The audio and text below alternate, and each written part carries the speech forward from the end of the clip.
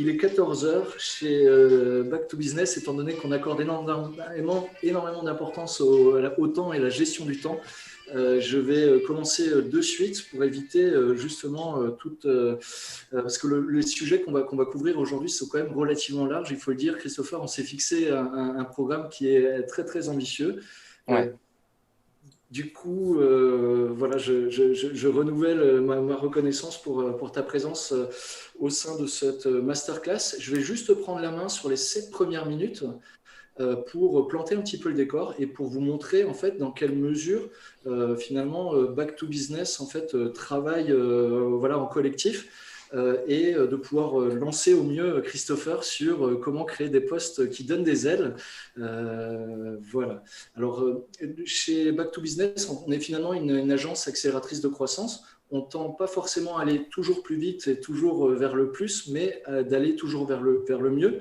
Et nous, ce qui nous intéresse beaucoup chez Back to Business, c'est justement de pouvoir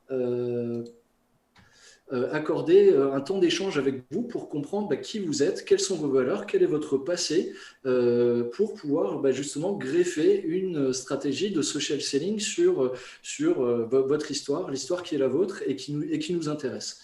Du coup, il y a un deuxième point qui est très important chez Back to Business, c'est la question de l'acquisition.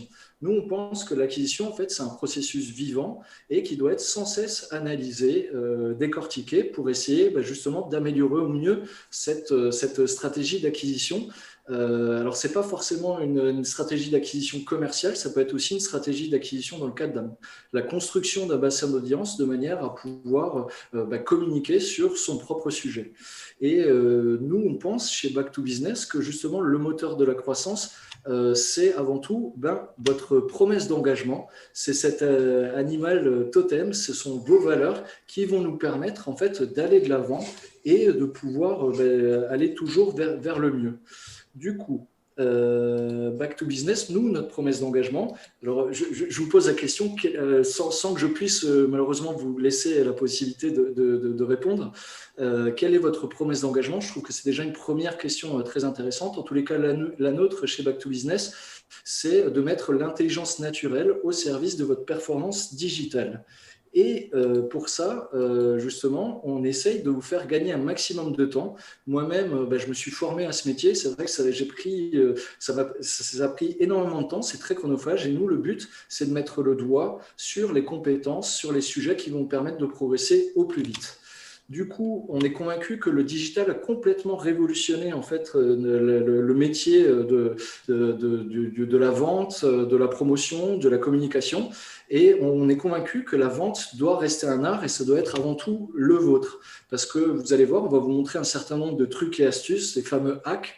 Mais le but, c'est pas de collectionner des hacks à la Prévert, c'est justement de développer une approche qui vous est propre et qui va vous permettre d'avoir un discours qui soit cohérent, aligné, qui va vous permettre de séduire au mieux votre bassin d'audience ou vos prospects pour parvenir à vos objectifs personnels.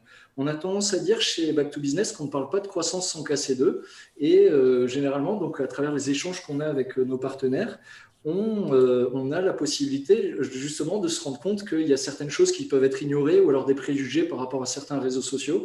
Et nous, on essaye de construire ou de déconstruire en fait tout ça.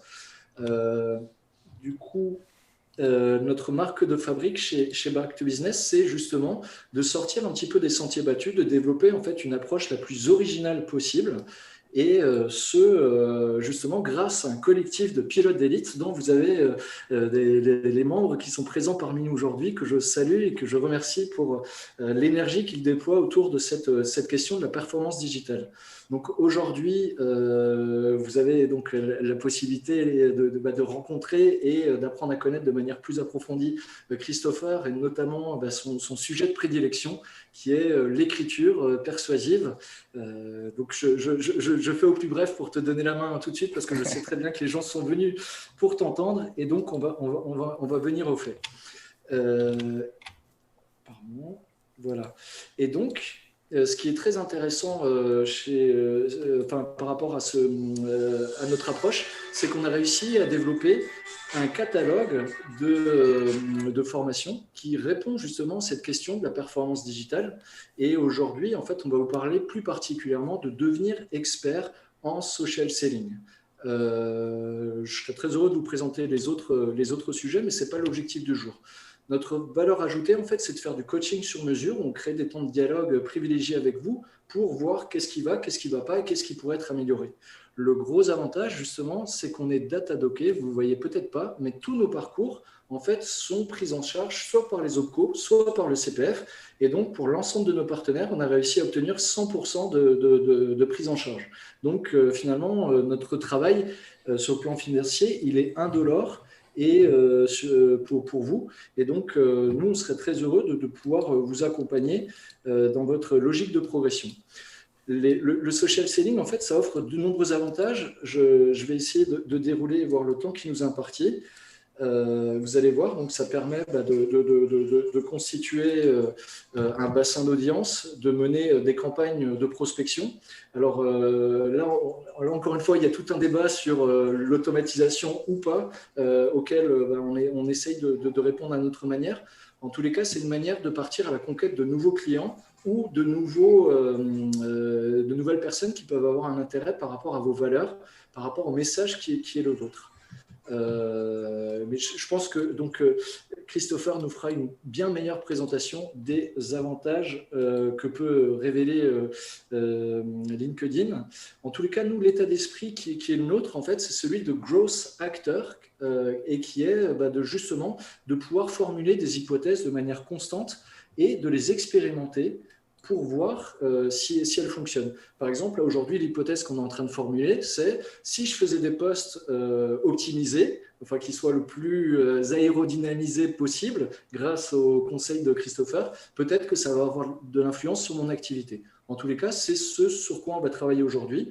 Et du coup, on formule cette hypothèse, on produit cette hypothèse, on l'expérimente, et puis après, on interprète en fait ces résultats pour voir si on a réussi à atteindre ses objectifs ou pas. Et on essaye justement de travailler de manière continue sur l'amélioration de ces process. Et pour ça, donc, on accorde beaucoup d'importance à la méthode Kaizen qui vient du Japon. Donc, ce programme de formation Devenir expert en social selling, il se compose de 6 heures de coaching individuel, alors là, vous ne le voyez pas forcément, de 8 heures de vidéos online de tutoriels. Vous recevrez bien sûr la méthode à la conquête de LinkedIn écrite par Christopher et une place justement, une masterclass comme aujourd'hui, comment créer des posts engageants sur LinkedIn. Voilà. Oui, et justement, donc, dans le cadre de ce parcours, on formule plusieurs objectifs. Enfin, c'est tout un parcours de logique de progression et on essaye de voir ensemble un certain nombre de points, de compétences qu'on essaye d'améliorer ensemble. Du coup, pour nous, les piliers en fait, du social selling, ce sont les suivants. C'est d'avoir un profil optimisé, c'est d'avoir également un système d'acquisition. Alors, pour pouvoir justement venir à la rencontre et rentrer en contact avec ses prospects ou son bassin d'audience et communiquer justement de manière pertinente, de manière percutante. Je voulais juste revenir parce que c'est vrai qu'aujourd'hui, on va voir une compétence en fait, de copywriting qui est finalement sous-jacente dans les 3 piliers de la réussite du social selling. Vos compétences en copywriting ou en écriture persuasive vont vous permettre justement d'optimiser votre profil, d'optimiser les messages de rencontre de connexion et puis d'améliorer vos posts qui est finalement le roi des rois. Et donc voilà. Du coup, pour ma part, voilà, je vous ai présenté un petit peu le cadre de travail et la philosophie qui est la nôtre. Christopher, à toi l'honneur, je te laisse les planches. Ouais. Merci. Merci à toi, Ludovic, pour la masterclass d'aujourd'hui. Et puis, bien le bonjour et bienvenue à tous les participantes et participants. Et donc, pour ceux qui ne me connaissent pas, moi, c'est Christopher Piton, donc j'ai 31 ans. Et j'ai travaillé en tant que chargé de projet web pendant près de 5 ans pour un gros groupe industriel. Et depuis 2 ans, je suis coach et formateur sur LinkedIn. Donc, j'accompagne surtout les indépendants et petites entreprises à développer leur activité sur ce réseau social professionnel. Et ce, grâce à une stratégie de contenu bien huilée. Donc, concrètement, je les aide à construire leur image de marque et à monter en compétence en écriture persuasive, comme le disait Ludovic juste en amont. Et en gros, l'idée, c'est vraiment qu'ils développent en fait une compétence profonde et utile sur les autres aspects de leur activité. Et depuis le 3 décembre 2020, je suis aussi l'auteur d'un livre paru aux éditions Erol qui s'appelle À la conquête de LinkedIn, qui va justement aider les indépendants, freelance, à bien utiliser la plateforme pour se bâtir une réputation et générer des prospects sur le long terme. Et enfin, juste avant d'enchaîner sur pourquoi publier sur LinkedIn, quelques petites stats sur moi. Aujourd'hui, je suis suivi par un peu plus de 31 000 personnes sur LinkedIn, et ce de manière quasi organique, donc c'est-à-dire 90% des personnes qui me suivent, c'est grâce du coup à la force de mes contenus. Et mes posts génèrent en moyenne, j'ai bien en moyenne à peu près 28 000 vues, et donc ce qui fait en gros à peu près par mois entre 350 et 500 000 vues sur l'intégralité des contenus en fonction de ma fréquence et cadence de publication. Ça fait rêver. Bon, après, l'objectif, voilà, c'est pas forcément de se dire, voilà, moi j'ai atteint ces résultats-là, il faut atteindre ces résultats-là. Bien entendu, tout ça, c'est adapté en fonction de votre audience, en fonction de vos objectifs sur LinkedIn, qui sont à déterminer en amont, et pas juste se comparer, parce que finalement, ça n'apportera pas les résultats escomptés. Donc, pourquoi publier sur LinkedIn? Et entrons directement dans le vif du sujet. Tout simplement, dans un premier temps, pour gagner en visibilité en utilisant les codes de LinkedIn. Donc, concrètement, si vous ne publiez pas, on n'a aucune chance de vous connaître via ce biais-là. Hormis si vous entrez en contact directement avec des personnes via des messages privés pour développer votre réseau. L'autre intérêt, c'est finalement de travailler votre image de marque grâce à votre tonalité et donc votre personnalité et vos propres expressions. L'autre avantage, c'est aussi de gagner en crédibilité en vous positionnant en tant qu'expert. Donc, typiquement, en parlant de votre domaine et en partageant des conseils et en montrant ce que vous savez faire à travers vos publications. Également, ça permet de créer de la proximité et de fédérer une communauté autour de vos valeurs et de votre univers. Et donc, l'objectif, encore une fois, c'est pas de jeter votre personnalité au placard, mais bien entendu de rester vous-même. Et enfin, pourquoi publier sur LinkedIn? Ça vous permet d'attirer une clientèle qualifiée grâce à une constance sans faille, parce que l'intérêt, c'est d'être vraiment constant pour avoir des résultats sur le long terme. Et donc, à mesure que vous publiez, vous allez bâtir une petite communauté de fidèles lecteurs, et parmi eux, des clients qui seront très qualifiés ou des personnes qui vous recommanderont car ils seront convaincus de vos propos. Donc, en somme, et ce qu'il faut savoir, c'est que 99% des utilisateurs sur LinkedIn ne créent pas de contenu, et c'est ce qu'on appelle la fameuse règle des 1%, aussi couramment appelée 90-9-1. Ça fait un petit peu rap dit comme ça, mais ça illustre le fait que finalement 1% des utilisateurs créent du contenu et sont très actifs, même si ce chiffre a tendance quand même à évoluer. 9% vont vraiment surtout réagir au contenu, et 90% vont surtout se contenter de consommer les contenus, ce qu'on appelle la majorité silencieuse. Et bien entendu, votre objectif en créant du contenu, c'est de faire partie de ces 1%-là et pour atteindre vos objectifs. Donc pour y arriver, l'idée, c'est vraiment de partager des contenus pour affirmer votre expertise et devenir la personne à contacter sur votre secteur d'activité. Donc voilà pour cette slide. Super.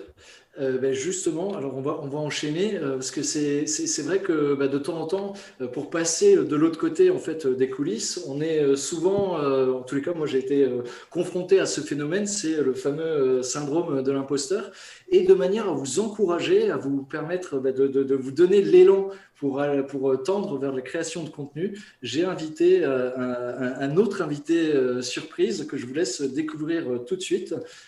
C'est parti.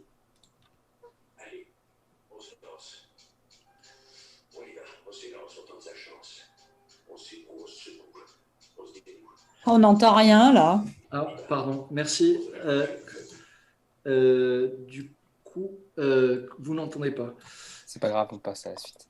Mince, c'est dommage, c'était la petite touche d'humour. En tous les cas, je vous invite à aller voir ce petit slam de Edouard. Allez, on y va, ça donne beaucoup d'énergie pour pouvoir justement sortir de sa zone de confort et se lancer sur la création de contenu sur LinkedIn. Donc, au final, comment trouver des idées et sujets de poste? Eh bien, premièrement, à travers votre expérience. Qui ne s'est jamais dit, je n'ai rien à raconter, ma vie n'est pas aussi intéressante que ça? Eh bien, à mon sens, plein de personnes.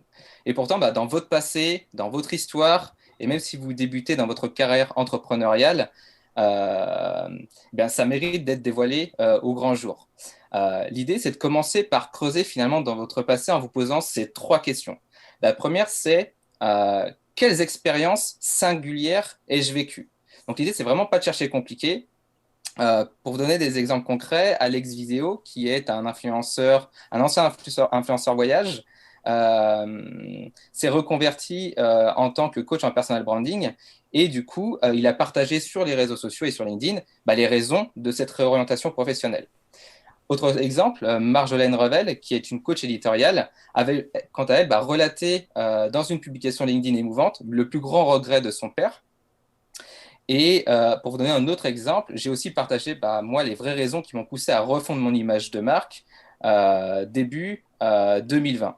Donc en gros, c'est de vous dire quelles sont les expériences les plus singulières que j'ai vécues pour finalement trouver des idées de sujets qui pourraient intéresser mon audience, et en tout cas vous servir de cette base-là pour mettre en avant votre personnalité et essayer de faire le pont et le lien avec votre activité. La deuxième question à vous poser, c'est quels sont les sujets que j'ai déjà creusés en profondeur?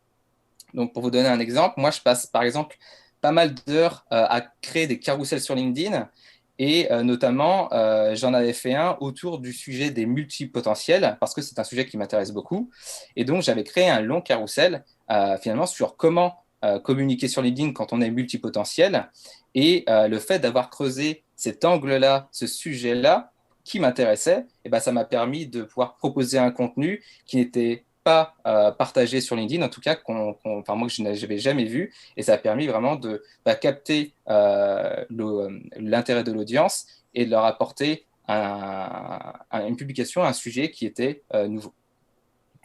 Et la troisième question à vous poser, c'est finalement quelles sont les leçons ou les histoires intéressantes que vous pouvez retirer de vos projets de lecture ou de discussion. Par exemple, moi, j'avais déjà partagé mes enseignements lors de l'écriture de mon premier livre, À la conquête de LinkedIn, où je disais que finalement, j'avais vraiment sous-estimé mon temps de travail et qu'il ne fallait pas que je me fie à mes propres perceptions.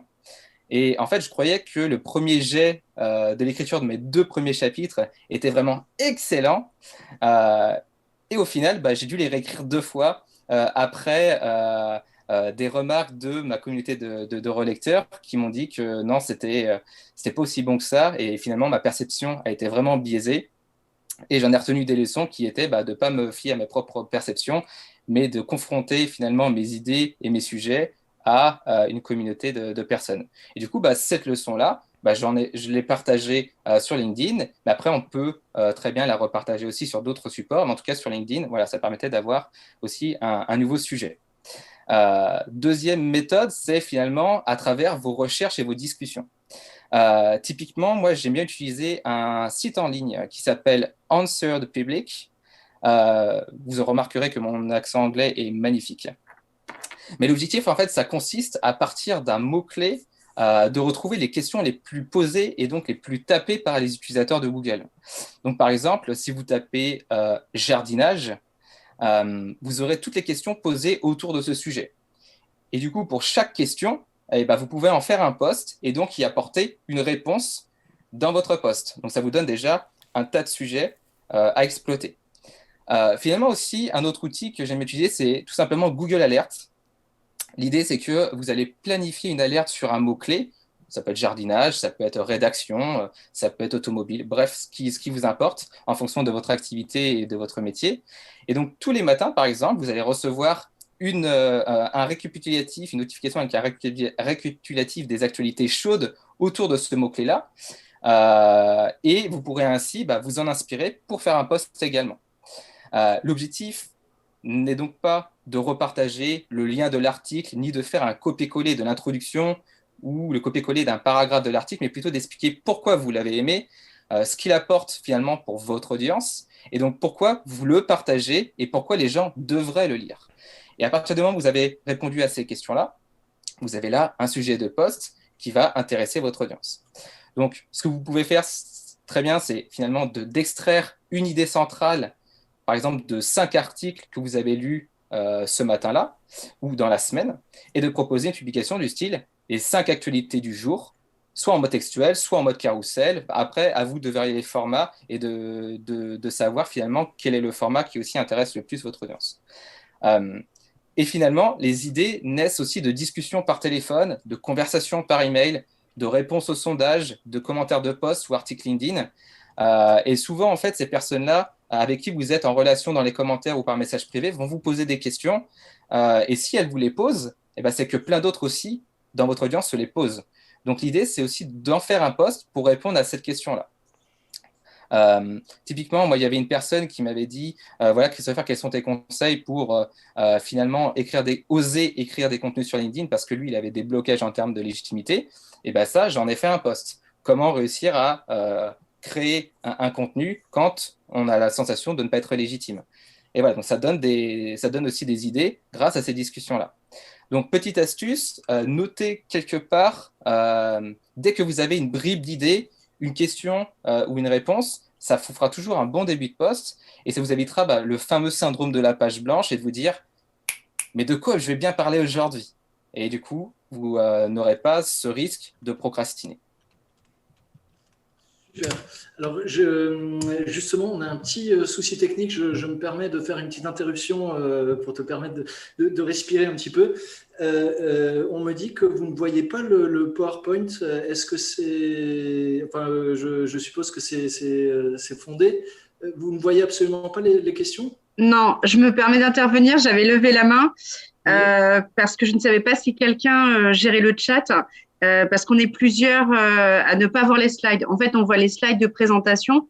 Enfin, par exemple, là, on voit celle comment trouver des sujets, idées de poste, mais on ne voit pas, je ne sais pas si Christopher a prévu des slides ou pas, en tout cas, on ne les voit pas. On voit juste, en fait, cette slide-là, en fait. Mais c'est l'idée, en fait. C'est-à-dire que c'est une grande question qu'on pose à Christopher.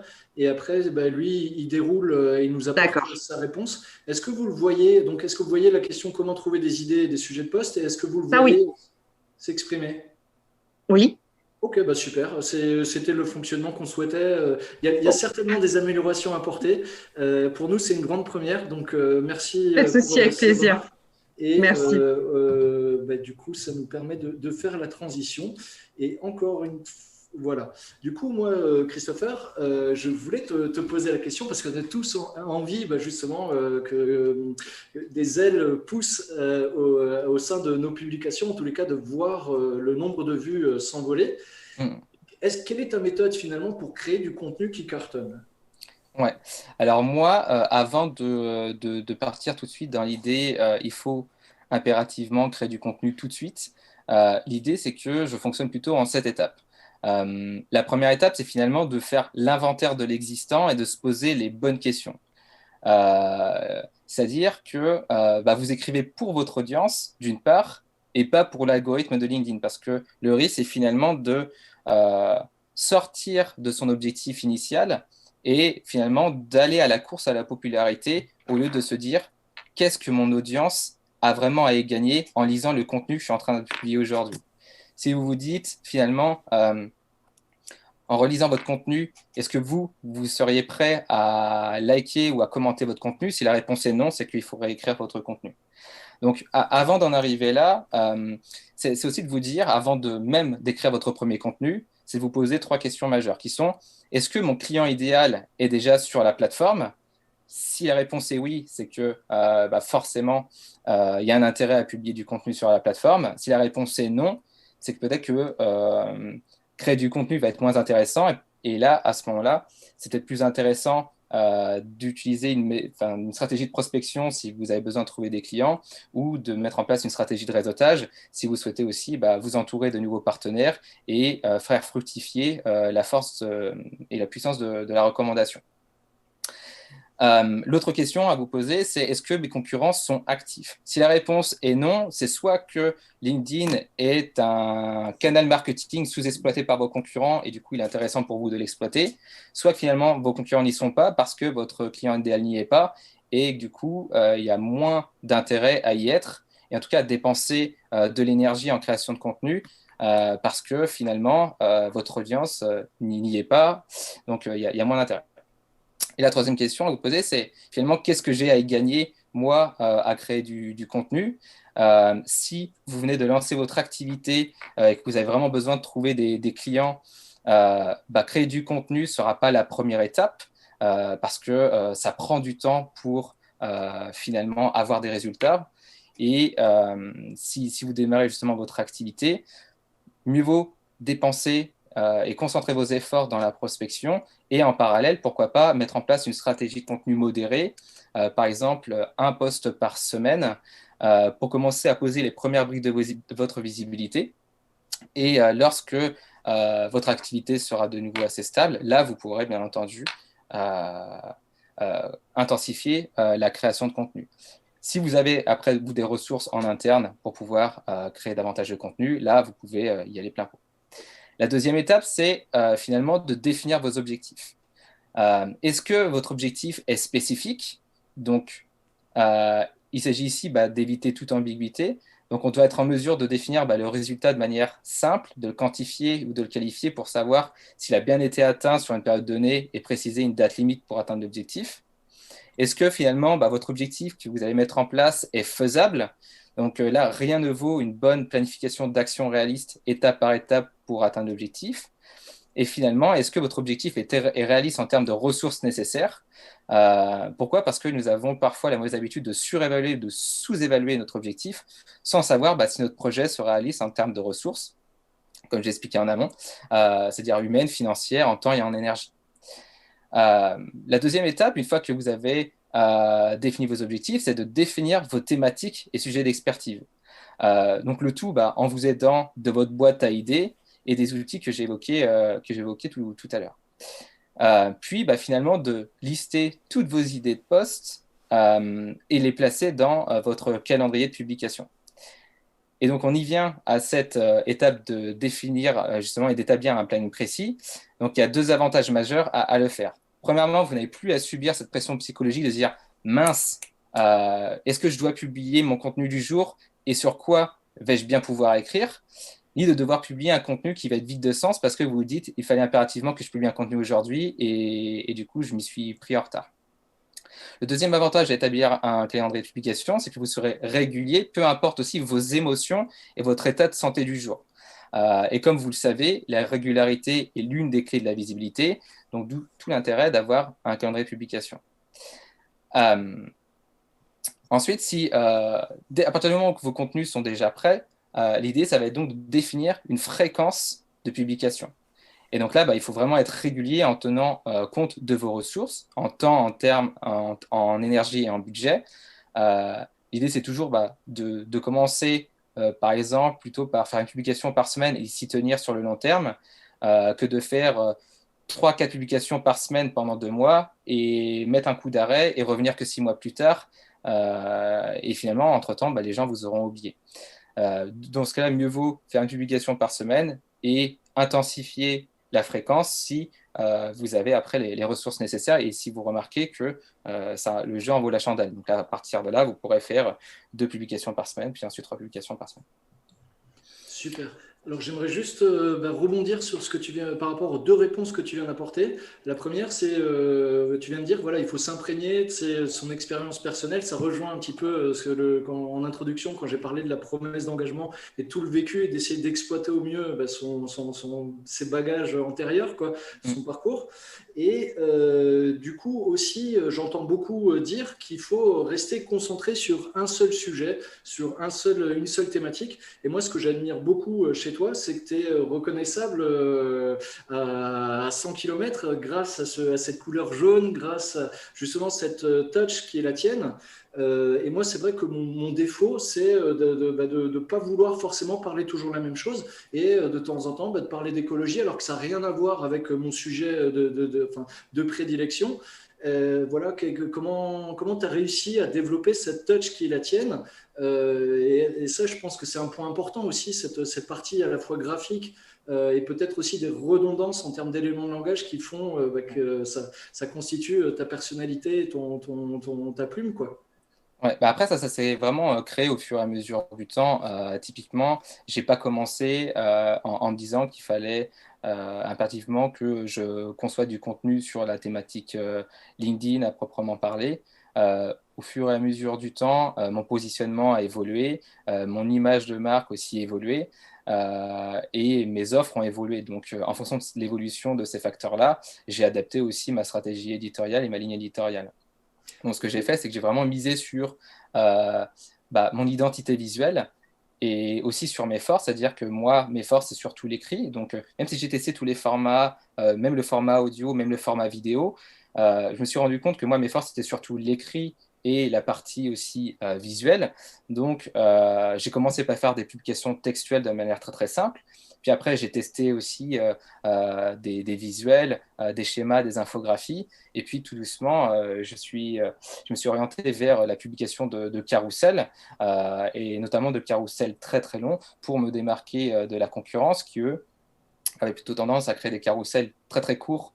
Euh, et moi, je me suis dit, c'est peut-être le moment de créer des carousels qui sont beaucoup plus longs en creusant un sujet et en y apportant aussi ma tonalité, c'est-à-dire une tonalité un petit peu plus humoristique, un petit peu plus décontractée, pour finalement toucher et connecter émotionnellement avec mon audience.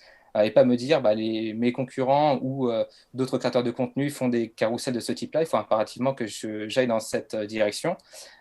J'ai préféré prendre le contre-pied et ça a marché, mais ça a marché pour mon audience, d'où l'intérêt de tester et d'analyser, d'itérer chacun en fonction de son audience, parce que ce qui marche pour moi ne fonctionnera pas pour quelqu'un d'autre. C'est pour ça que j'aimais toujours des pincettes et j'essaye d'être le plus pragmatique possible, parce qu'on a trop tendance à regarder ce que font certains influenceurs et certains créateurs de contenu sur LinkedIn et se dire, ah, si ça a marché pour eux, ça va marcher pour moi et c'est comme ça que ça marche. Ça a marché pour eux, mais le plus souvent, ils ne disent pas pourquoi ça a marché. Il y a tellement de facteurs, la taille de l'audience, l'historique des publications. Ces influenceurs-là, depuis combien de temps ils créent du contenu? Moi, typiquement, ça fait 3 ans que je crée du contenu, donc il y a aussi cette régularité et cette historique à prendre en compte.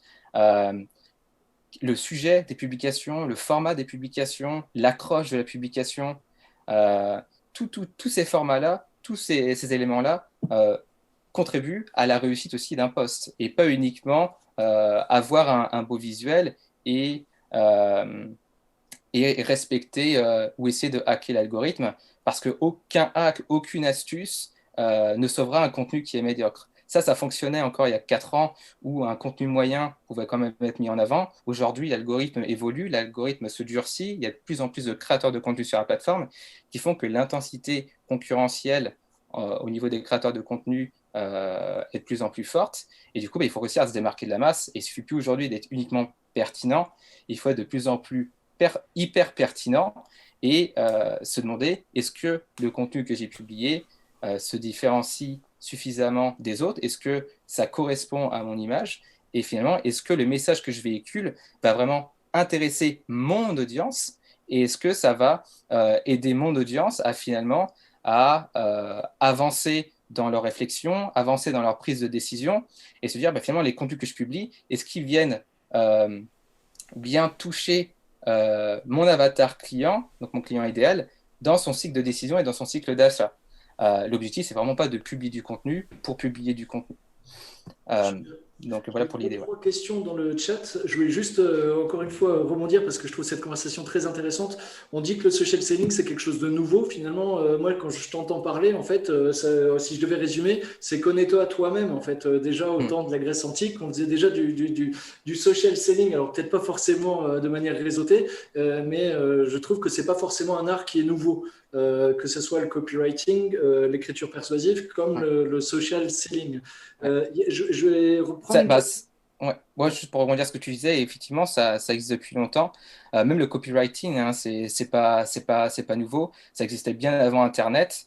Et notamment, comment faisaient certains vendeurs pour réussir à vous faire acheter un produit uniquement en répondant avec un coupon-réponse. Il fallait que la force de persuasion soit bien mise en place pour vous passer à l'achat. Ouais. Voilà, j'ai quelques questions, on va essayer de répondre en rafale qui sont en rapport avec ce que tu viens de dire justement Ouais. sur l'aspect organisationnel. Est-ce que tu suggères, conseilles des applications qui permettent de s'organiser sur la planification des créations de contenu? Ouais, alors moi, j'aime bien utiliser l'application Trello. L'application Trello, pourquoi? Parce que ça vous permet, d'une part, d'avoir sur un même et unique tableau de bord l'intégralité de toutes vos idées, de tous vos sujets, et également de pouvoir savoir à quel moment et à quelle étape vous allez établir le plan et la structure de vos contenus, à quel moment vous allez publier votre contenu et finalement archiver vos contenus. Donc ça, c'est plus pour l'aspect organisation. Après, il y a d'autres outils comme Notion, etc., qui font aussi bien le job. Là, c'est en fonction de vos préférences. Sinon, pour programmer des contenus, il y a plein d'outils. Moi, j'ai déjà utilisé Outsuite. Sinon, il y a d'autres outils comme Swello. Il y a d'autres outils comme Buffer qui existent pour programmer vos contenus. La seule chose que vous ne pourrez pas encore programmer sur LinkedIn, ce sont les carousels. Les carousels, pour l'instant, les outils de programmation de contenu n'ont pas réussi à se connecter avec ce système, certainement l'API de LinkedIn, pour pouvoir délivrer des contenus programmés à l'avance. Mais après, j'aimais quand même une petite parenthèse, c'est que programmer ces contenus à l'avance, c'est une chose, donc ça permet de faciliter l'organisation. Mais d'un point de vue quand même algorithmique, si vous programmez vos contenus, admettons, là pour lundi, et que lundi, vous n'êtes pas présent dans l'heure, au moins dans l'heure qui suit la publication de ce contenu-là, pour interagir avec la communauté et pour mettre en place une routine, on va dire, de gestion communautaire, finalement, ça va envoyer un mauvais signal à l'algorithme. Pourquoi? Parce que vous n'aurez pas interagi avec les gens et il y aura juste une sensation que vous publiez et programmez du contenu pour programmer du contenu. Donc, si vous avez vraiment une stratégie de fédérer une communauté, de construire vraiment une réputation grâce justement à ces personnes-là, il faudra quand même être présent, même si vous programmez du contenu à l'avance. Alors, je vais essayer de résumer l'une des questions. Merci beaucoup pour tes réponses, Christopher. Il y a quelqu'un qui pose la question, si j'arrive à saisir le sens, c'est Jeanne Thieube. Qu'est-ce qui est prioritaire finalement entre la prospection et la communication? On a vu que les trois piliers, enfin pour que cette stratégie de social selling soit réussie, il y a trois piliers: l'optimisation de son profil, la stratégie d'acquisition et la communication. Selon toi, entre ces deux piliers, est-ce qu'il y a un des piliers qui est prioritaire? Alors, la prioritaire va vraiment dépendre de là où tu en es aujourd'hui. Comme je le disais en amont, si tu viens de lancer ton activité ou tu viens de lancer un nouveau projet, tu as besoin de trouver des clients. Et pour trouver des clients rapidement, il n'y a pas de mystère, il faut passer par la case prospection. Après, il y a plusieurs manières de faire de la prospection. Il y en a qui vont te recommander de la prospection agressive, où finalement tu balances un peu une pierre dans l'eau et il y aura peut-être quelqu'un qui mordra à l'hameçon. L'idée, c'est vraiment première étape, si tu as besoin d'avoir des clients rapidement, c'est de prospecter. Ensuite, en parallèle, rien ne t'empêche de commencer à mettre en place une stratégie de contenu modérée avec, par exemple, en publiant une seule fois par semaine, en faisant une veille d'actualité, en essayant de trouver un format de contenu qui va être facile à mettre en place, mais qui va te permettre de commencer à être visible chaque semaine et de garder cette constance-là. Donc comme ça, une fois que tu auras stabilisé ton activité, tu pourras intensifier ta création de contenu parce que tu auras plus cette pression psychologique de dire « je dois impérativement trouver des clients ». Si, par contre, tu as déjà une activité qui est stable et que tu as les ressources en interne pour déployer une stratégie de contenu, là, tu peux y mettre une intensité plus forte et, par exemple, produire 2 à 3 contenus par semaine, et ce, de manière régulière, pour te bâtir une audience et devenir, entre guillemets, au fur et à mesure, la référence sur ton secteur. Et bien entendu, là, ça demandera une certaine organisation pour créer tes contenus et maintenir cette cadence-là. Oui, surtout que des combats dans le monde dans lequel on vit, ils sont nombreux. Donc, on a besoin finalement d'influenceurs, de lanceurs d'alerte, d'experts pour pouvoir enrichir toujours plus et essayer de lutter contre certains méandres de la société dans laquelle on vit. Donc vous n'avez pas le son, hein. C'est vraiment dommage parce que je voulais faire un lien. Je ne sais pas si vous vous souvenez de ce petit extrait, encore une fois, Edouard Baird, que j'ai décidé d'inviter dans cette présentation, où il nous parle un petit peu de ce métier de script. Donc finalement, Christopher, c'est un petit peu le script 2.0 des temps modernes. Mais étant donné que vous n'avez pas le son, je vais passer à la suite. Mais c'était pour continuer ce lien et de se dire que finalement, voilà, il y a beaucoup de choses à apprendre de notre passé. Et c'est ça aussi, Back to Business, essayer de faire les ponts entre, voilà, entre ce qui se passe actuellement et les différents courants philosophiques. Du coup, voilà, moi je vous présente voilà, un client à nous que nous avons accompagné. Et je voulais interroger Christopher sur ce sujet. C'était pour vous montrer un petit peu l'accompagnement que Back to Business est capable d'apporter. Finalement, c'est une société de commerce international que j'ai accompagnée sur une stratégie de social selling. C'est vrai que le Covid est arrivé et a complètement chamboulé son activité. Et finalement, donc il s'est rendu compte qu'il avait à disposition un réseau de distribution et des contacts privilégiés avec des fabricants européens. C'était son travail, en fait, de faire de l'import-export de vaisselle, d'accessoires d'art de la table. Et du coup, on a travaillé ensemble et on s'est rendu compte, lors de nos dialogues, que finalement, 80% de sa cible, de sa clientèle, c'était des chefs de cuisine.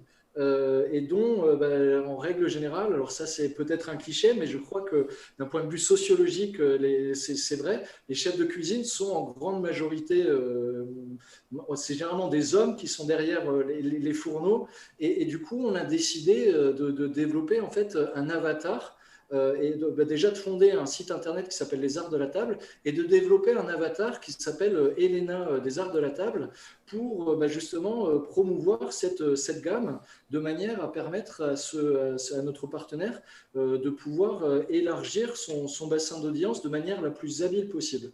Et du coup, la question que je voulais te poser, c'est quel conseil donnerais-tu à Elena des Arts de la Table pour développer et créer sa ligne éditoriale? Ouais. Alors, très, très bonne question. Donc, ça va reprendre déjà plus ou moins les étapes que j'ai évoquées en amont.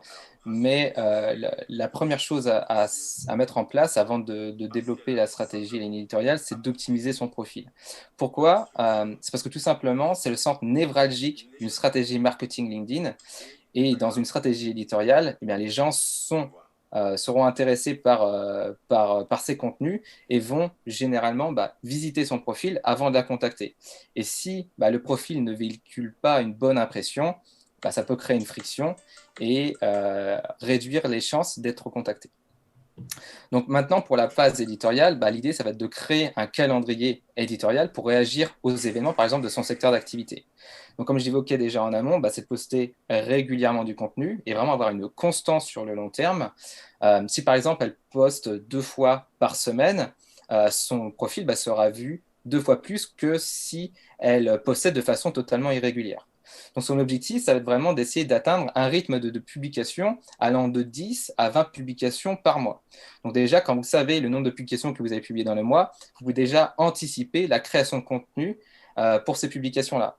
Si vous fonctionnez à la semaine, vous pouvez très bien déjà anticiper et préparer vos contenus la semaine précédente. Ou si vous voulez fonctionner en lot et du coup produire ces 10 à 20 contenus du mois, vous pouvez très bien vous prendre et libérer une demi-journée à une journée, plutôt compter une bonne journée pour créer tous ces contenus-là. Et là, voilà, vous aurez tous vos contenus pour le mois. Vous pourrez les programmer dans votre logiciel ou outil de programmation de contenu et être présent au moment où vous allez publier le contenu pour interagir avec la communauté. Bien entendu, sur le mois de publication, ça serait intéressant qu'elle respecte ce que j'appelle un ratio 3-2-1. C'est-à-dire publier 3 contenus natifs, donc partage de conseils, d'astuces, d'expériences professionnelles, voire des anecdotes croustillantes. Donc là, quelques idées de sujets en vrac. Elle pourrait par exemple présenter de nouvelles pièces, que ce soit des assiettes, des verres, bref, tout ce qui est des accessoires autour des arts de la table. Elle pourrait aussi, par exemple, faire une sorte de sondage ou utiliser un visuel avec la possibilité de réagir avec un like ou avec un bravo, par exemple, et de voter entre deux styles de produits, d'un même produit, pour finalement valider auprès de son audience qu'est-ce qui va plaire le plus pour potentiellement proposer après une gamme de produits pour la saison qui suit. Elle pourrait aussi très bien expliquer l'histoire derrière la création d'une nouvelle collection ou de la création de son entreprise qui est les arts de la table. Comment elle est venue à créer cette société-là? Quelle est cette histoire? Un petit peu comme ce qu'on avait vu ou ce que vous avez pu voir peut-être avec Justine Otto qui a créé son déodorant naturel. Elle pourrait également montrer les coulisses ou les réflexions de son quotidien. Elle pourrait également faire même une vidéo très très courte, un time-lapse, par exemple, d'un produit, parce qu'ils sont en train de réaliser une nouvelle vidéo de présentation d'un produit ou de la société. Elle pourrait aussi, par exemple, publier le portrait d'un de ses collaborateurs ou faire même des interviews d'artisans avec qui elle travaille pour concevoir ses produits d'art de la table. Elle pourrait même casser des idées reçues sur son métier, sur son secteur d'activité. Chose qui est intéressante parce que voilà, on a toujours des préjugés sur n'importe quel métier, que ce soit sur les arts de la table, que ce soit sur LinkedIn, que ce soit dans la rédaction de contenu, que ce soit dans le jardinage, l'automobile, peu importe. Et l'idée, c'est vraiment de casser des idées reçues pour créer des posts qui sont un peu plus clivants et finalement de créer un débat sur un post LinkedIn. Et enfin, on pourrait, par exemple, réaliser des micro-interviews avec des chefs de cuisine qui sont satisfaits de ces produits, encore une fois, pour gagner en crédibilité et avoir aussi de la preuve sociale, en disant, si ce chef de cuisine-là a été satisfait de ces produits, s'il y en a d'autres qui voient son contenu, ils pourront peut-être la contacter pour travailler avec elle. Donc, il y a cette partie-là. Donc, là, on est dans le ratio 3. Il y a ensuite le ratio 2 et 1. Donc, 2, c'est-à-dire, maintenant qu'elle a choisi 3 contenus natifs parmi tous les exemples que je viens de vous donner, ça va être de choisir 2 autres contenus natifs qui peuvent être juste en rapport avec l'actualité de son secteur d'activité. Donc là, comme je vous l'avais évoqué en amont, il y a différents outils comme Answer de Public ou Google Alerts, et du coup, qui vont lui envoyer des notifications ou pour avoir des idées de sujets, sur Google, et en lien avec l'actualité de son secteur d'activité. Et par exemple, elle pourrait rebondir sur une des actualités ou donner son opinion sur les tendances de la verrerie pour l'été 2021. En gros, vraiment, essayer de récupérer une actualité chaude du moment sur son secteur d'activité. Donc là, on a fait 3, on a fait 2, et maintenant 1, c'est-à-dire maintenant, dans sa stratégie de contenu, avoir un contenu finalement pour faire la promotion de ses produits, parce qu'il faut bien aussi vendre, mais le faire de manière subtile. Pourquoi? Parce que si on fait que des posts promotionnels, ça lasse les gens, et qui a envie de lire ça? Personne. Donc par exemple, vous pourrez très bien parler des coulisses, par exemple très bien parler des coulisses de la fabrication d'une assiette et indiquer à la fin de son post qu'on peut se le procurer sur son site internet, sur son site e-commerce, etc. Ce qui permet d'apporter, finalement, de raconter une histoire autour de la fabrication de ce produit-là et de teaser et de donner encore plus envie à l'audience de se le procurer. Donc, par rapport à cette idée de ratio 3 de 1, l'idée, c'est vraiment d'avoir 80% de vos contenus qui sont vraiment orientés valeur pour votre audience et 20% qui vont être plus orientés sur faire la promotion de vos produits, et ça permet de garder un certain équilibre. Super. En tout cas, merci pour ta réponse. Ça a été très riche. Même moi, ça m'a donné beaucoup d'idées pour ma propre barque. Donc, merci pour la qualité de cette réponse. On va enchaîner un petit peu parce qu'il nous reste un quart d'heure sur cette partie-là. Et puis, à 15 heures, on va passer justement sur l'audit où Christopher va s'exprimer sur des axes d'amélioration possibles, en fait, sur des posts qui ont été publiés par quelques-uns de nos partenaires. Donc, voilà. Prochaine question. Existe-t-il finalement une structure de poste qui permet de faire décoller ces postes? Ouais. En fait, une structure de poste, on peut l'apparenter à ce qu'on appelle une structure de storytelling, c'est-à-dire de l'art de raconter des histoires au service de son activité, et pas juste raconter sa vie pour raconter sa vie, mais vraiment raconter une histoire, une anecdote sur laquelle vous allez pouvoir faire un pont avec votre activité. Donc une structure de storytelling qui fonctionne très bien doit répondre vraiment à 3 questions.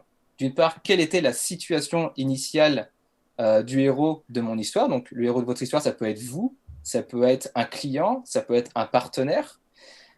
Quels ont ensuite été les problèmes que ce héros a rencontrés? Donc, quels ont été les problèmes qu'a rencontré le client, qu'a rencontré le partenaire? Et en quoi sa situation est bien meilleure qu'avant grâce potentiellement à votre intervention, grâce à votre service, grâce à vos produits, etc. Ça va permettre en fait de vous aider à structurer votre histoire. Maintenant, allons un petit peu plus loin. L'idée, ça va être de structurer ensuite cette histoire vraiment en 5 étapes. La première, c'est quand on crée un post, c'est de capter l'attention. Et comment on capte l'attention? C'est avec une accroche qui va être persuasive. Parce que vous allez défiler votre fil d'actualité, vous allez avoir un tas de publications. Et l'idée, c'est de se dire, OK, comment moi, je me démarque parmi cette masse d'informations? C'est de capter l'attention. Et pas de manière ultra exagérée, avec des majuscules de partout, des emojis de partout, des points d'exclamation de partout. Ça, c'est plutôt crier. C'est pas capter l'attention de manière persuasive. Donc, l'idée, ça va être finalement, par exemple, de créer une accroche en utilisant des bons mots. Parce qu'il faut savoir que les premiers mots vont être décisifs. Alors, autant oublier par exemple aussi les bonjour à tous ou cher réseau, comme on le voit souvent aussi lors de partage de CV d'étudiants.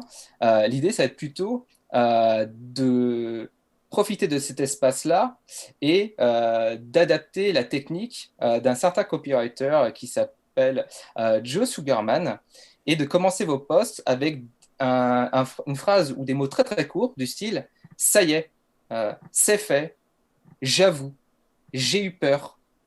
Ce qui permet finalement de capter l'attention, parce que ça y est quoi, c'est fait, mais qu'est-ce qui est fait? J'avoue, mais j'avoue quoi? J'ai eu peur, mais j'ai eu peur de quoi? Et du coup, ça permet de créer une sorte de mystère et de capter l'attention et de vous différencier de tous les autres posts qui vont avoir des accroches à rallonge et qui finalement ne vont pas super bien capter l'attention. Pourquoi je vous dis ça? Parce que finalement, quel est le but d'une accroche? Quel est le but des premiers mots dans un post? C'est d'inviter le lecteur à lire la suite. Votre objectif dans un post, c'est finalement à chaque ligne, à chaque phrase, de vous dire est-ce que cette phrase-là me donne envie de lire la phrase suivante? Et ainsi de suite jusqu'au bout. Si à un moment de temps, vous relisez votre post et vous décrochez par exemple, en plein milieu d'un texte, c'est que finalement, il y a quelque chose à rechanger. Peut-être qu'il faut raccourcir la phrase, peut-être qu'il faut vous adresser au lecteur sous forme interrogative, peut-être qu'il faut insérer un verbatim qui va être plus impactant. Donc, pour vous donner un exemple concret d'une accroche, vous pouvez très bien vous envisager de poser une question intrigante. Par exemple, et si travailler 14 heures par jour était la bonne solution? Vous voyez, c'est vraiment intriguant parce que 14 heures par jour, c'est un truc de dingue qui travaille 14 heures par jour. Et là, je dis le contraire en disant si travailler 14 heures par jour était la bonne solution. Et du coup, ça crée finalement du mystère. On a envie d'en savoir plus et ça donne envie de lire la suite du contenu. Un autre exemple, ça pourrait être ces hacks de productivité vous font perdre du temps. C'est antinomique. Des hacks, c'est censé aller vers la croissance et finalement, je viens de dire que ça fait perdre du temps. Donc c'est pareil, dans votre cerveau, il y a un bug et vous vous dites waouh, qu'est-ce qu'il a envie de me dire? Du coup, vous avez envie d'en savoir plus. Donc ça, c'est pour l'accroche, la première étape. La deuxième étape, c'est ensuite raconter la situation initiale de votre histoire. Donc là, si tu pouvais passer à la slide suivante, s'il te plaît, Ludovic, oui. Pour que ce soit plus concret avec l'exemple. Oui. Voilà. Donc, moi, mon accroche, c'était ici, j'ai enfin reçu mon colis. Donc, pareil, on a envie de se dire, mais colis, de quoi il s'agit, etc. L'attente était longue, mais ça en valait la peine. C'est pareil, je suis toujours dans mon accroche et je cultive le mystère. Ensuite, j'installe ce que j'appelle la situation initiale, donc la deuxième étape. rien ne me prédestinait à écrire un livre, car fin 2019, j'étais occupé à créer des vidéos sur ma chaîne YouTube et créer un tas de contenu sur LinkedIn. Donc ça, c'est vraiment la situation initiale. Et ensuite vient un élément perturbateur, la troisième étape de l'histoire. C'est là où finalement, il y a un basculement qui se crée dans l'histoire et un basculement qui va venir perturber le héros. Donc en l'occurrence, le héros de l'histoire, c'était moi, ce que je parlais de ma propre histoire, mais ça pourrait très bien vous raconter l'histoire d'un client, raconter l'histoire de quelqu'un d'autre. Voilà, peu importe. Et du coup, l'élément perturbateur, c'est, et puis un jour, début janvier, je reçois un email qui vient bousculer ma vie, la proposition d'écrire un livre pour une grande maison d'édition. Donc là, c'est l'élément perturbateur. Et ensuite, il s'ensuit des péripéties. Donc là, finalement, le héros va entrer dans une suite d'obstacles, une suite d'aventures qui vont venir rythmer finalement sa vie. Donc depuis que j'ai écrit 55 000 mots, mais ça ne s'est pas passé comme prévu. Typiquement, j'explique que j'ai failli abandonner car j'ai vécu beaucoup de hauts et bas émotionnels. J'ai vécu le syndrome de la page blanche et de l'imposteur. J'ai dû refuser des nouveaux contrats. J'ai dû ralentir ma fréquence de publication. Finalement, j'ai trouvé un bon format avec les carousels, etc. C'est vraiment cette partie de péripéties, d'obstacles, ça va... c'est vraiment à cette étape-là que vous allez intégrer les informations capitales de votre poste. C'est vraiment votre cœur de contenu. C'est là où tout se joue et là où, finalement, les meilleures infos vont être distillées. Et enfin, la cinquième et dernière étape, c'est le héros a vécu des péripéties. L'idée, c'est de partager une leçon, de partager une question dans l'objectif de intéresser le lecteur à venir laisser un commentaire ou à agir en cliquant sur un lien. Donc moi, je termine du coup la fin de ce post-là, de cette histoire, avec justement un appel à l'action pour indiquer que les personnes maintenant peuvent télécharger mon livre parce que voilà, j'ai réussi à finalement, après ces péripéties-là, à écrire mon livre et je suis heureux qu'il soit publié et vous pouvez aller le voir et le précommander et recevoir les bonus en cliquant sur ce lien-là. Donc voilà un petit peu comment fonctionne globalement la structure d'un contenu. Mais ce qu'il faut savoir quand on publie un contenu, si il n'y a pas de haut ou de bas émotionnel, clairement, on s'ennuie. Et le problème, et je le disais encore dans une publication d'aujourd'hui, parce que LinkedIn vient de changer, en train d'apporter des modifications. Aujourd'hui, les posts vont plus faire que 1300 caractères, ils vont en faire 3000. Donc, c'est-à-dire que les posts vont être de plus en plus longs. Et il y a pas mal de personnes qui disaient, finalement, les posts vont être à rallonge, on va s'ennuyer. Et moi, ce que je disais, c'est que le problème, ce n'est pas la longueur du contenu, c'est qu'à partir du moment où on s'ennuie à mourir, que là, la longueur du contenu est problématique. Si vous réussissez à capter l'attention de votre audience de A à Z, peu importe la longueur du contenu, vous réussirez à convertir. Donc voilà un petit peu comment je fonctionne pour structurer un contenu. Bien entendu, il existe d'autres manières de structurer un contenu, mais en tout cas, c'est la plus basique, c'est-à-dire de partir d'une accroche. Quelle est la situation initiale du héros, quel élément qui a perturbé cette histoire, quelles sont les aventures, les péripéties qu'il a vécues, et finalement, quelle est la morale de l'histoire, ce qui vous permettra d'avoir une structure cohérente et de garder l'attention de votre lecteur jusqu'au bout de votre contenu. Brillant. Moi, j'aime beaucoup ta phrase. Ce livre n'est pas le mien, je l'ai écrit pour vous. Et la manière dont tu te livres et dont tu arrives à mêler ton public à cette aventure éditoriale, je trouve ça vraiment fantastique. Du coup, on va passer à la suite. Il reste des questions de fond. Je ne sais pas si on va. Il reste donc il est plus ou moins 3 heures. Il reste 14h58 pour être exact. Et on a 2 grandes questions de fond. Je ne sais pas comment on va réussir à y répondre de manière dans les temps. Donc je te lance sur comment trouver sa tonalité.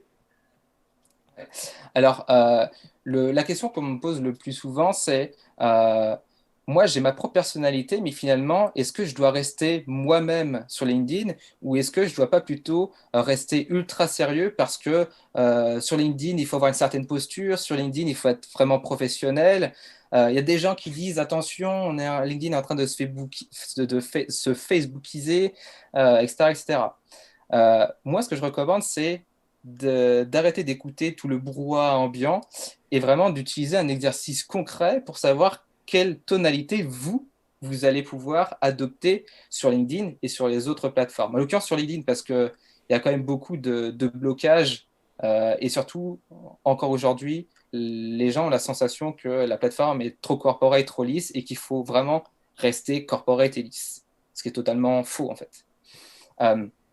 Moi, ce que j'aime bien faire, c'est un exercice qui fonctionne comme un graphe radar, c'est-à-dire vous avez un axe horizontal et un axe vertical et un axe horizontal. Et du coup, sur chacun de cette branche, de cet axe-là, vous allez noter de 0 à 10 chaque axe. Donc, il y a un premier axe qui est un axe académique.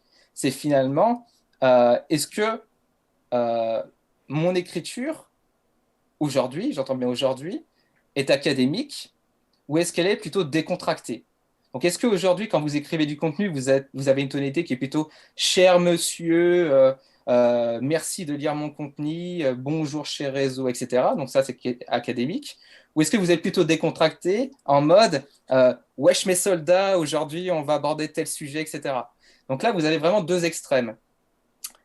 Où est-ce que vous vous placez de 0 à 10 sur cet extrême-là, sachant que le 0, c'est académique et 10, c'est décontracté? Voilà, à vous de poser le bon curseur sur cet axe-là. Maintenant, sur le deuxième axe, qui est l'axe enjoué, est-ce que vous êtes plutôt naturellement enjoué ou plutôt très calme? Est-ce que vous êtes un Cyril Hanouna en mode ouais, hyper enthousiasme qui gigote de partout? Ou est-ce que vous êtes plutôt un doc gynéco ultra posé, ultra calme, ou encore un grand corps malade avec la voix ultra suave, ultra calme, ultra posée? Donc voilà, sur 0 à 10, où est-ce que vous vous posez sur cet axe-là? Ensuite, le troisième axe, c'est l'axe humoristique. Est-ce que vous êtes plutôt de nature humoristique ou plutôt de nature sérieuse? Pareil, où est-ce que vous vous positionnez entre ces deux extrêmes? Et enfin, le dernier axe, qui est l'axe narratif, est-ce que vous aimez raconter des histoires captivantes à votre interlocuteur ou vous préférez plutôt aller à l'essentiel de manière ultra factuelle? Donc, est-ce que vous êtes plus un Stephen King qui aime bien raconter des histoires et romancer les choses, ou est-ce que vous êtes plutôt un Sheldon Cooper du personnage de la série The Big Bang Theory, où finalement vous êtes ultra factuel avec une approche vraiment directe, mathématique, scientifique, et raconter des histoires, vous n'avez pas que ça à faire, les posts, il faut qu'ils soient courts, etc. Pareil, à quel niveau vous vous situez sur cet axe-là? Et une fois que vous avez mis le curseur sur chaque point de ces axes, typiquement, prenez quelques minutes pour le faire. Et une fois que vous avez tracé finalement chaque point et réuni chaque point de ces axes-là, vous allez vous poser maintenant la deuxième question. Je sais quelle est finalement, on va dire, ma voix actuelle, les curseurs de ma voix actuellement, mais est-ce que je n'aurais pas envie finalement d'axer maintenant le curseur un peu plus sur le côté humoristique ou placer le curseur sur raconter un peu plus d'histoire dans mes publications? Et finalement, vous allez ajuster ces points sur le graphe et là, vous allez et là, votre objectif, ce sera finalement dans vos prochaines publications de vous rapprocher plus de la tonalité que vous désirez obtenir. Voilà un petit peu comment moi je procède pour déterminer le ton dans ces contenus. Bien entendu, ça évolue. C'est pas figé. Moi, ma tonalité, elle a évolué. J'étais assez sérieux. Et de plus en plus, j'ai tendu vers le côté décontracté humoristique, parce que ça colle à ma personnalité. Encore une fois, voilà, la voix évolue et notre confiance sur la plateforme, notre aisance sur la plateforme lorsqu'on crée du contenu évolue également. Donc voilà, l'idée, c'est vraiment de schématiser les choses et d'y aller étape par étape. Ta réponse me plaît beaucoup. Il me rappelle un film que vous avez tous vu, Le Cercle des poètes disparus, avec cette approche de Robin Williams qui, lui, mettait en avant le fait qu'il n'y avait absolument pas de règles. Et de l'autre côté, il y avait l'opposition qui, elle, disait qu'on évalue la beauté en fait, d'un texte ou selon des critères vraiment presque algorithmiques. Et du coup, LinkedIn en fait nous a forcé un petit peu à changer en fait notre manière d'écrire de manière à séduire à la fois un public, mais également, et ça va me permettre de faire la jonction avec la prochaine question, sur lesquelles en fait les réponses sont présentes en fait sur notre espace de formation de Back to Business, qui est l'algorithme dans tout ça. Donc on a une vidéo en fait qui est dédiée sur cette question-là, parce que c'est une question vraiment purement technique. Aujourd'hui, on va rester focus en fait sur l'humain, sur l'émotion.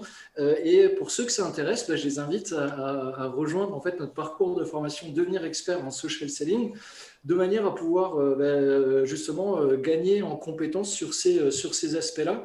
Et c'est vrai que ça a du poids et ça a de l'importance pour permettre à un poste de s'envoler et d'éviter le poids de la gravité. Du coup, voilà, il y avait encore une dernière question.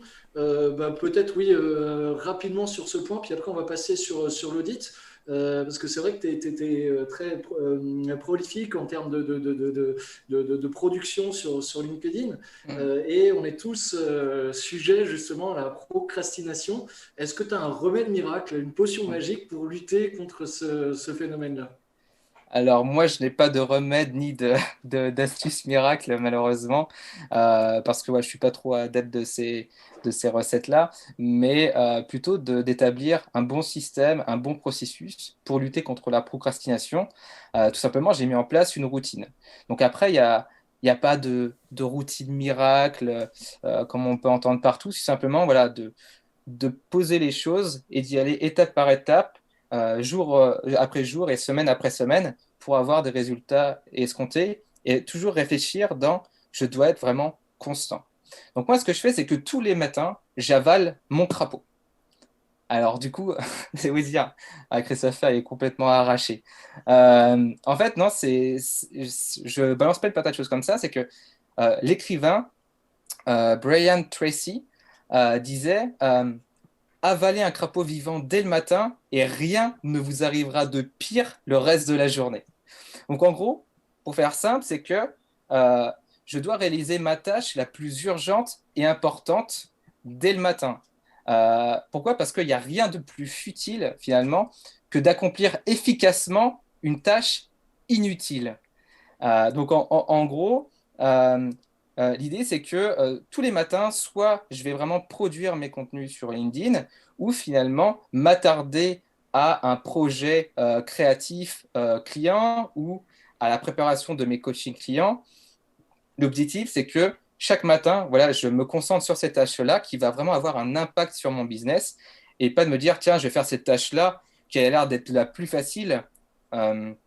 Et de la commencer dès le début de la journée parce que vous allez monopoliser votre énergie et votre concentration sur des micro-tâches et ces micro-tâches-là ne vont pas essentiellement avoir un impact business sur le long terme. Donc, ouais, c'est comme ça que je fonctionne de base. Et ensuite, une fois que le matin, j'ai réalisé ces tâches les plus importantes et urgentes, généralement après déjeuner, donc vers 12h30, donc, c'est là que mon rituel démarre avec une routine d'environ 1 heure. Donc, bien entendu, moi, ma routine est d'1 heure parce que j'ai déjà une certaine visibilité sur la plateforme, donc j'ai beaucoup plus de commentaires à gérer, de messages privés, etc. Vous, peut-être que 15 à 20 minutes, voire 30 minutes suffiront au démarrage. Et après, ça pourra éventuellement s'intensifier en fonction de la visibilité et la notoriété que vous allez acquérir sur le long terme.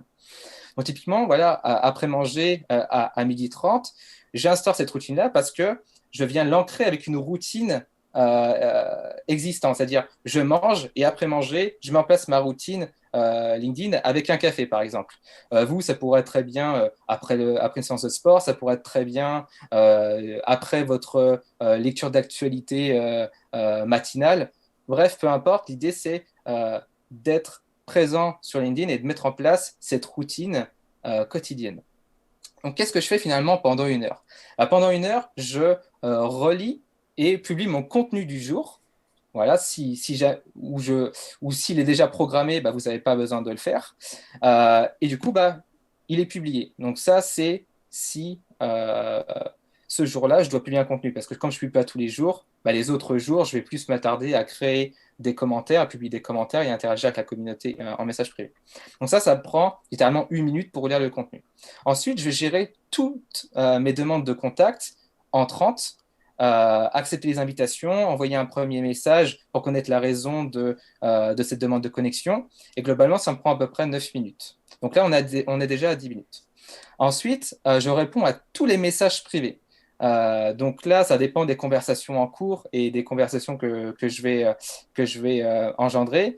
Mais globalement, ça me prend à peu près 20 minutes. Donc on est à 30 minutes. Ensuite, je vais gérer tous les commentaires. Donc là, les commentaires sur la publication du jour, si je publie ce jour.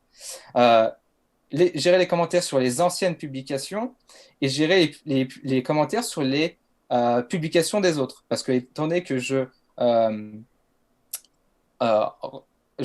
publie des commentaires sous les publications d'autres personnes, et généralement, il y a des conversations qui se créent. Donc, je vais aussi venir continuer les conversations sur ces publications-là.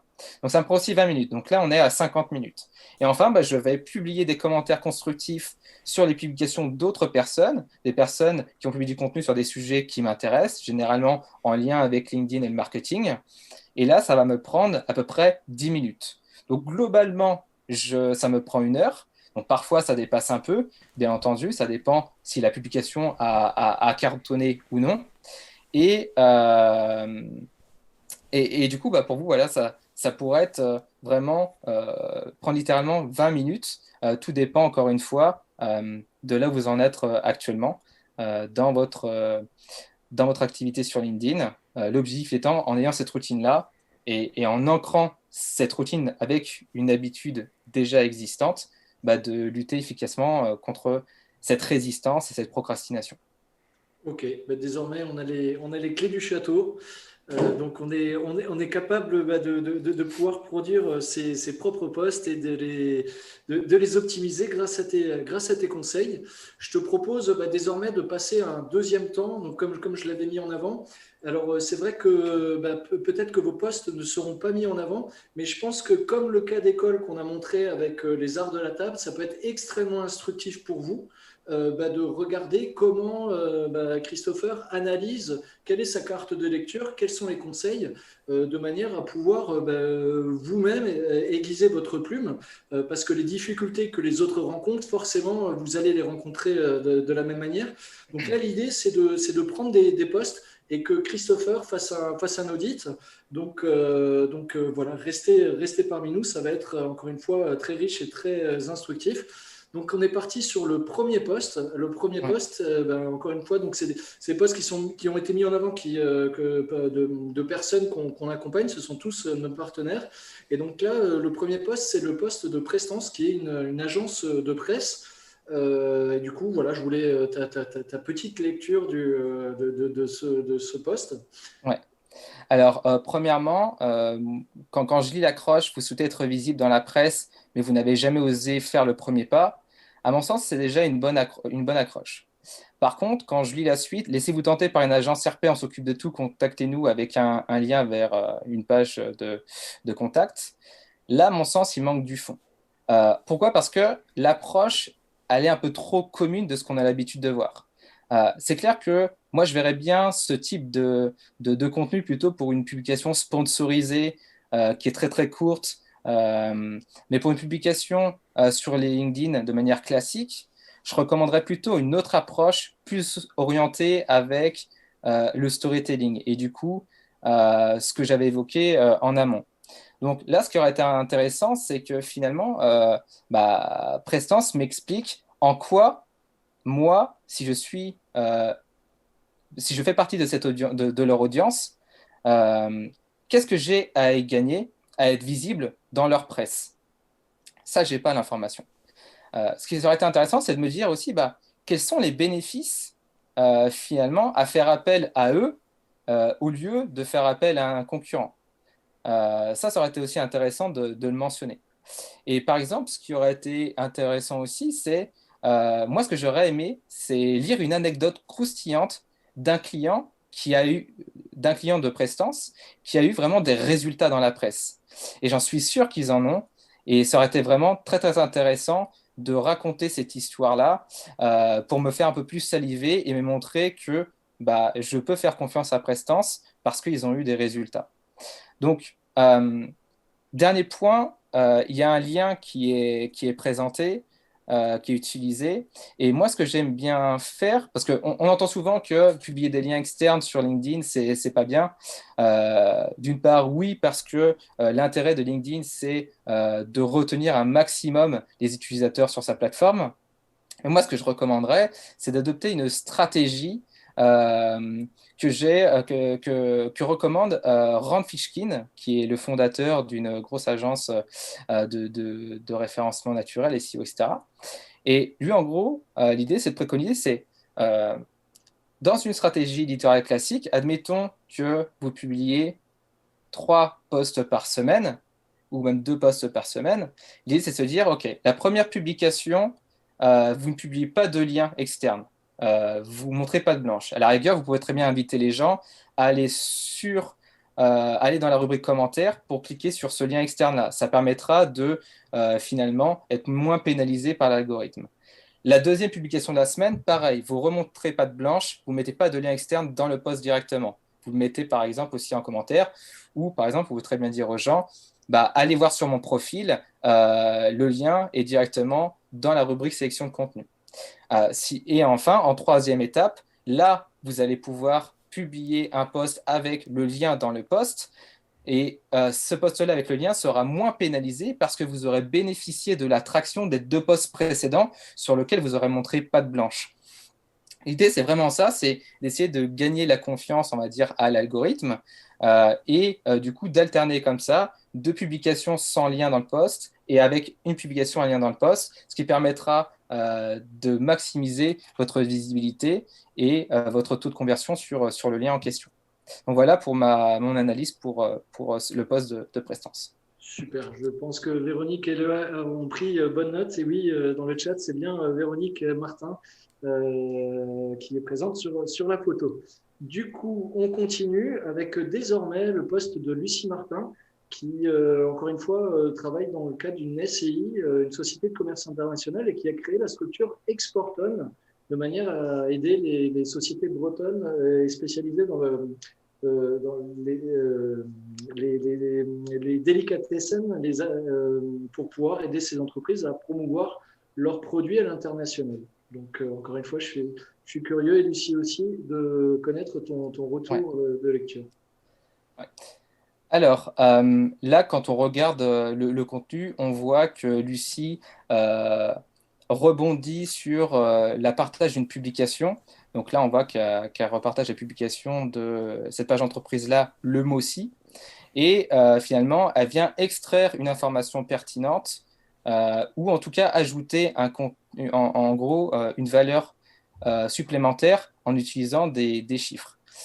Puis finalement, elle invite cette cible-là, donc en l'occurrence les artisans, les TPE, à potentiellement les accompagner dans leur stratégie d'export. Donc en soi, c'est assez bien construit. Par contre, même si l'approche est bonne, l'idée, ça aurait été, pourquoi pas, de ne pas forcément repartager le post de la page entreprise, le MOSI, mais directement de créer ce contenu-là et mentionner la page entreprise.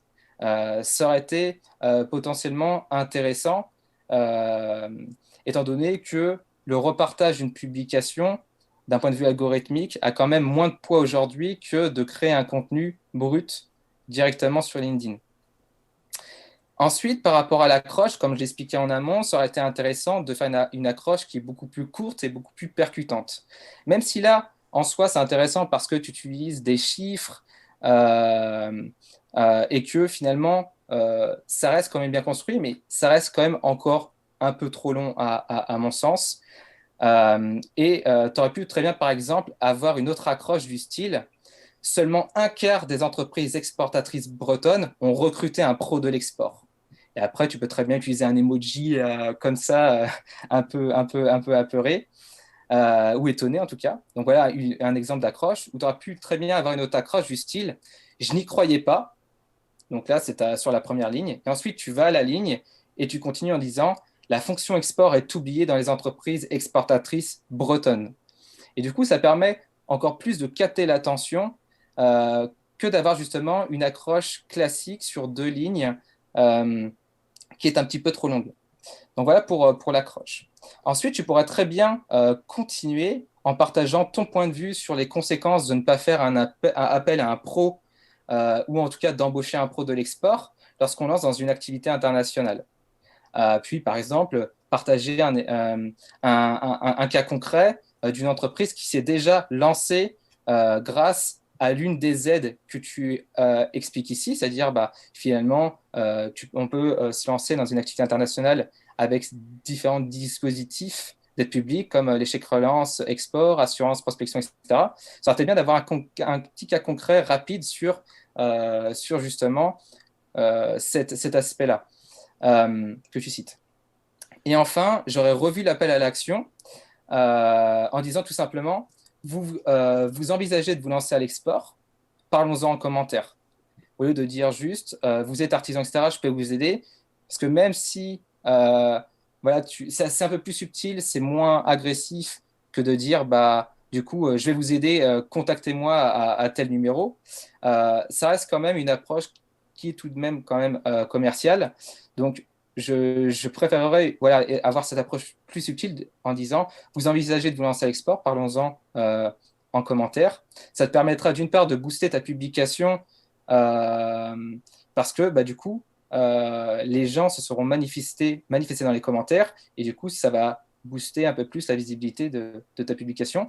Et tu pourras très bien ensuite, lorsque ces personnes-là auront interagi dans les commentaires, pourquoi pas continuer la conversation en message privé et entretenir le dialogue et pourquoi pas voir s'il y a une opportunité commerciale suite à cet échange. Super, merci beaucoup pour cette étude littéraire comparée. Encore une fois, voilà, j'ai malheureusement pas la possibilité de prendre des notes, mais c'est pas tombé dans l'oreille d'un sourd. On va continuer cette présentation avec Fabio Rubino, qui lui est le fondateur et CEO de Friendly Time, une agence spécialisée dans l'événementiel. J'ai eu la chance de rencontrer sur le parcours devenir expert en social selling et qui est également présent à l'écran. Donc voilà, tu vas pouvoir bénéficier de ce retour en live. Oui. Alors, du coup, Fabio, ton approche est intéressante. Donc là, tu commences ton approche en disant Interview Friendly Time Los Angeles TV. Donc là, Friendly Time, j'imagine que c'est le nom de ta société, comme c'est indiqué ici. Et le fait que tu es passé à la télé à Los Angeles. Donc là, c'est ton accroche. Ensuite, tu continues en disant retour sur la première interview de Friendly Time à la télé aux USA. C'était il y a un peu plus d'1 an. Quel souvenir? Donc là, ça permet de mettre en avant un effet de crédibilité pour dire OK, je suis passé à la télé aux US. D'un côté, voilà, je ne suis pas entre guillemets n'importe qui, j'ai une certaine autorité. Et ça, c'est un petit peu la perception que peuvent avoir les gens. Donc ça, c'est pas mal. Et ensuite, je remercie du coup la personne pour l'interview et l'entretien qui a été intéressant. Et un lien vers l'interview en entier. En soi, c'est pas mauvais.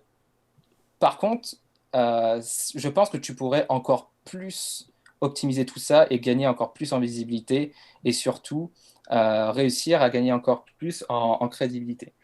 L'idée, notamment quand moi je partage, ou en tout cas quand j'invite mes clients à partager une vidéo qui est présente sur une chaîne YouTube ou quand on veut inciter les personnes à lire un carrousel, parce que moi je publie aussi des carousels, donc il faut aussi leur donner envie d'aller lire le carrousel, ou par exemple, si tu as envie d'inviter les gens à aller écouter un podcast en entier, par exemple. Étant donné que sur LinkedIn, on ne peut pas publier ça en entier, et surtout, l'intention de départ, les gens ne vont pas sur LinkedIn pour aller consommer du contenu ou de la vidéo ou du podcast qui est excessivement long. L'idée ici, ça serait d'utiliser la méthode AIDA, donc qui est très, très bien connue, intention, intérêt, désir, action, pour donner envie à la personne d'aller lire le contenu ou d'aller écouter ou regarder finalement l'interview en entier, ou en tout cas l'extrait que tu souhaites partager. Donc, pour la partie attention, j'aurais retravaillé ton accroche. Au lieu de dire Interview Friendly Time Los Angeles TV, j'aurais par exemple commencé ton post en disant je l'ai fait. Et ensuite, elle a la ligne, je suis passé à la télé aux USA. Là, du coup, ça impacte beaucoup plus. C'est beaucoup plus percutant, c'est court et on a envie d'en savoir plus. Finalement, tu es passé à la télé aux US, qu'est-ce qui s'est passé? On veut le savoir. Euh, Autre exemple, tu aurais pu très bien tout simplement démarrer ton poste avec cette accroche qui serait: je suis passé à la télé aux USA et je n'étais pas prêt à ce qui allait arriver, ou je n'étais pas prêt à ça. L'idée, c'est se dire, bah, en quoi tu n'étais pas prêt? Qu'est-ce qui s'est passé pendant l'interview? Peut-être qu'on t'a posé une question qui t'a dérouté, ou peut-être que tu as dévoilé, peut-être quelque chose d'inédit. Voilà, l'idée, c'est vraiment de capter l'attention et avec une accroche qui cultive le mystère, qui est persuasif. Ensuite, continuer sur la partie intérêt. C'est-à-dire, bah là, ça aurait été intéressant que tu m'expliques bah, finalement comment toi, tu t'es retrouvé sur ce plateau de télé. Ça, on a envie de savoir les coulisses, de savoir un petit peu comment que ça s'est passé. Et ça, tu peux très bien le faire en 2-3 lignes, pas besoin d'en faire un parpaing, etc. Vraiment quelques lignes d'expliquer comment tu t'es retrouvé là. Ensuite, la troisième partie, c'est le désir. Là, ça aurait été intéressant que tu indiques finalement à ton audience sur LinkedIn ce qu'ils vont réellement retrouver dans la vidéo pour que tu puisses, bah, toi, faire du teasing et leur donner encore plus envie de regarder la vidéo, car après tout, bah, c'est le but. Et enfin, le dernier point qui est action. Là, ça aurait été intéressant de faire un appel à l'action différent que juste mettre le lien vers la vidéo YouTube.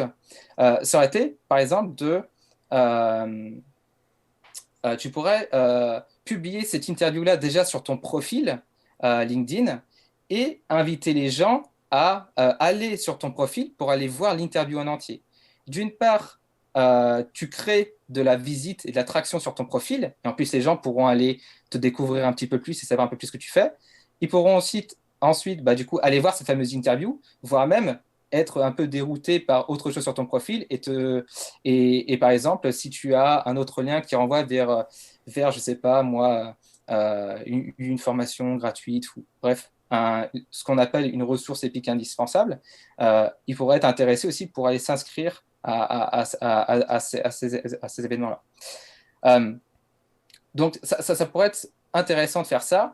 Et au lieu, par exemple, de repartager le lien YouTube, ça aurait été intéressant que tu partages un extrait croustillant en moins d'1 minute et que tu la publies de manière native sur LinkedIn, parce que LinkedIn n'aime pas quand on fasse ressortir les gens de sa plateforme. Donc, ça aurait été intéressant que tu gardes cet extrait-là de moins d'1 minute, le plus croustillant, pour que les gens voient cet extrait-là et aient encore plus envie d'aller voir la vidéo en entier. Et du coup, et sachant que déjà sur ta vidéo YouTube, les sous-titres sont présents, le travail est déjà fait. Étant donné que la majorité des gens sur LinkedIn regardent les vidéos sans le son, bah, le travail de sous-titres est déjà fait. Tu n'as plus qu'à reprendre le meilleur extrait et la republier de manière native sur LinkedIn. Et ensuite, bah, voilà, tu auras un post qui potentiellement va beaucoup plus cartonner.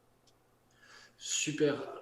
Alors, en plus, Fabio a énormément d'anecdotes en réserve qu'il va partager prochainement. Donc, je suis sûr qu'avec ses conseils, il va faire le buzz très prochainement. Donc, préparez-vous à voir Fabio nous révéler les secrets de Friendly Time dans les prochains temps. Voilà, on va passer désormais à Karine Huilot, qui est également donc, partie prenante que j'ai rencontrée en fait, dans le parcours Devenir expert en social selling. Pour tout vous dire, Karine, ça a été ma première cliente et je la remercie encore pour sa confiance. Et du coup, voilà, j'aime beaucoup son approche et elle est devenue également membre du collectif de Back to Business et va proposer dans les prochaines semaines, dans les prochains mois, un parcours sur développer une landing page qui soit la plus performante possible. Et donc là, elle produit un post. On n'a pas l'ensemble du carrousel, malheureusement, parce que c'est difficile sur un PowerPoint de l'introduire. En tout cas, je n'avais pas les compétences, moi, personnellement. Mais je serais très heureux, et Karine également, d'avoir ton retour sur son approche. Oui. Alors, là, Karine commence son post avec une accroche: la création graphique manque de transparence à vos yeux. Ça, c'est une bonne accroche parce que ça crée du mystère, ça crée en tout cas une envie d'en savoir plus. Et ensuite, elle continue en disant: envie de savoir ce qui se cache vraiment derrière une commande de logo, je vous détaille mon process. Donc là, c'est intéressant parce que tu teases, tu fais du teasing et tu fais un petit peu plus saliver ton lecteur pour aller lire ton carrousel en entier. Et le titre de ton carrousel, c'est, bon, on ne voit pas en entier, mais c'est qu'est-ce qui se cache vraiment derrière un logo.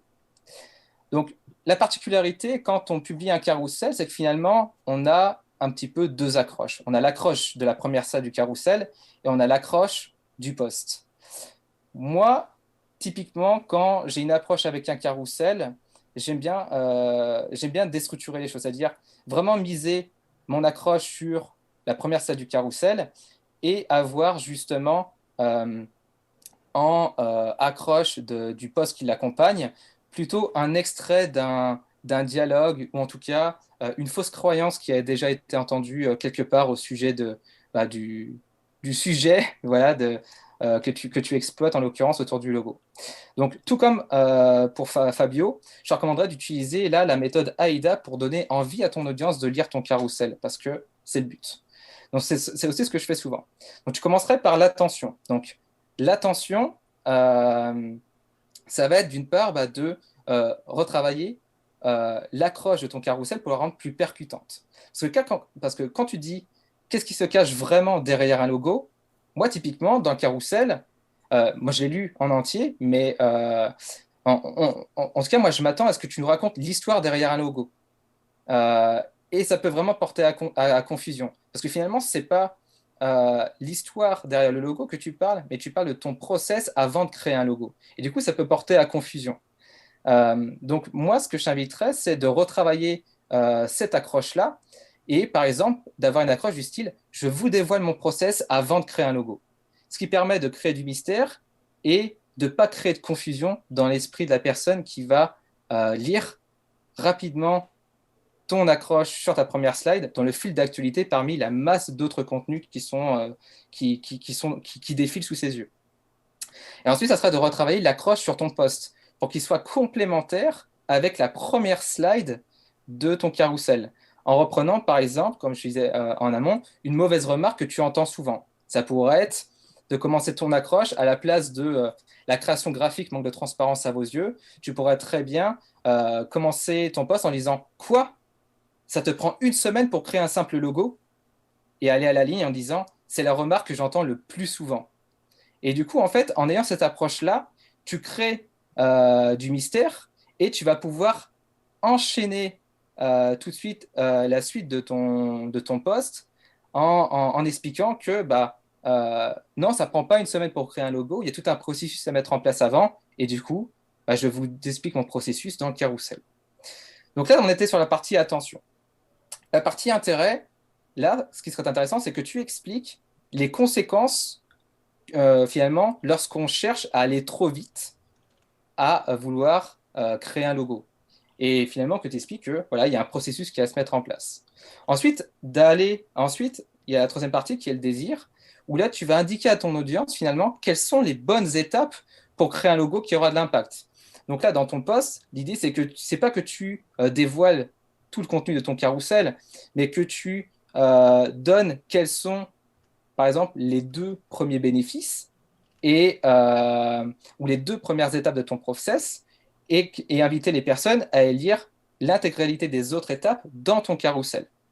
Et à ce moment-là, ton action, c'est quoi? C'est de leur indiquer que pour voir et découvrir l'intégralité de ton process, il suffit de parcourir le carrousel.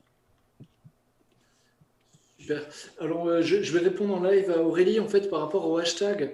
En fait, ça appartient à la question algorithmique. Encore une fois, je vous invite à prendre contact avec moi. Je serais très heureux de vous répondre spécifiquement sur ce sujet, mais je pense qu'on va devoir avancer là sur les audits. Il reste encore 2 postes. Et comme dit, on a une vidéo qui est dédiée à ce sujet. Et oui, il y aura un replay.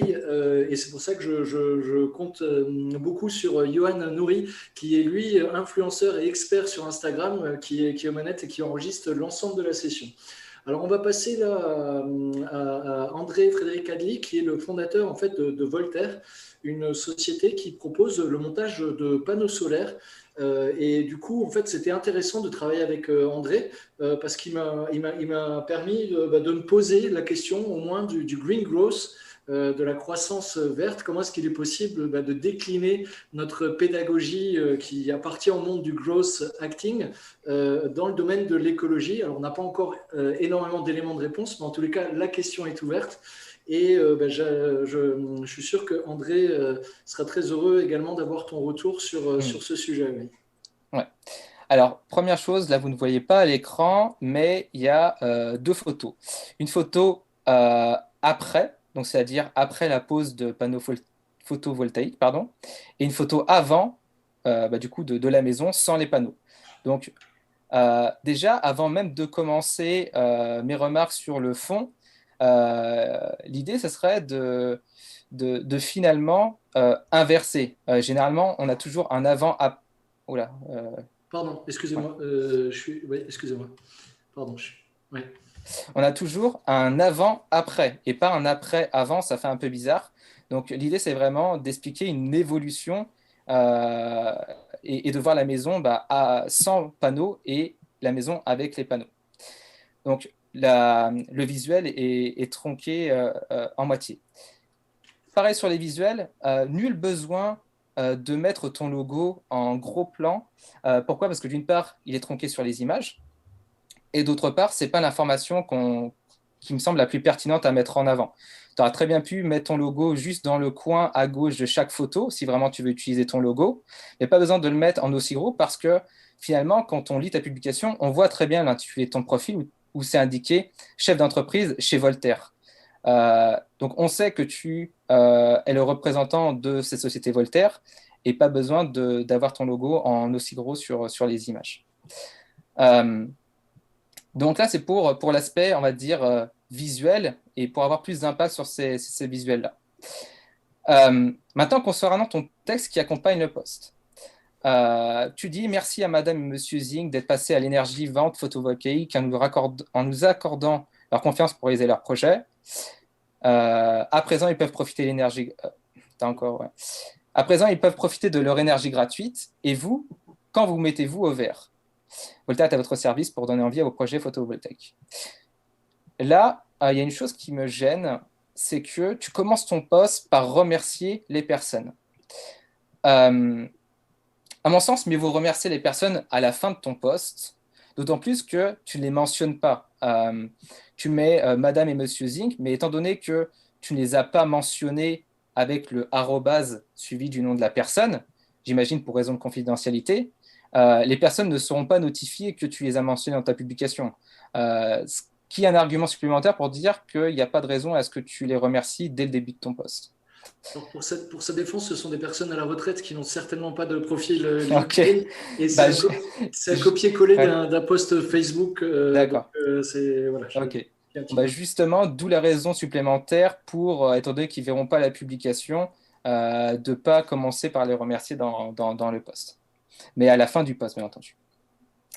Maintenant, étant donné que finalement, tu as publié une photo avant-après, c'est qu'il s'est passé une histoire. C'est qu'il y avait une situation initiale où il y avait une problématique et une situation finale où finalement, maintenant, ils dépensent moins d'argent. En tout cas, ils font des économies d'énergie et donc d'argent grâce à la pose de panneaux.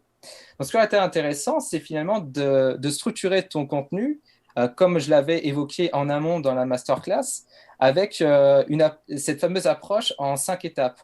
L'accroche, la situation initiale, l'élément perturbateur, les péripéties et l'appel à l'action. Donc l'accroche, moi j'aurais plutôt vu le début de ton post avec une accroche du style il ne dépense plus 1 centime en électricité. Tout de suite, c'est intriguant parce que on se pose la question, maintenant il ne dépense plus d'argent en électricité. Pourquoi? Même si on le sait à travers les photos qu'il y a un avant-après, mais c'est le début d'une histoire et on a envie de connaître la suite de cette histoire. Ensuite, continuer par la situation initiale.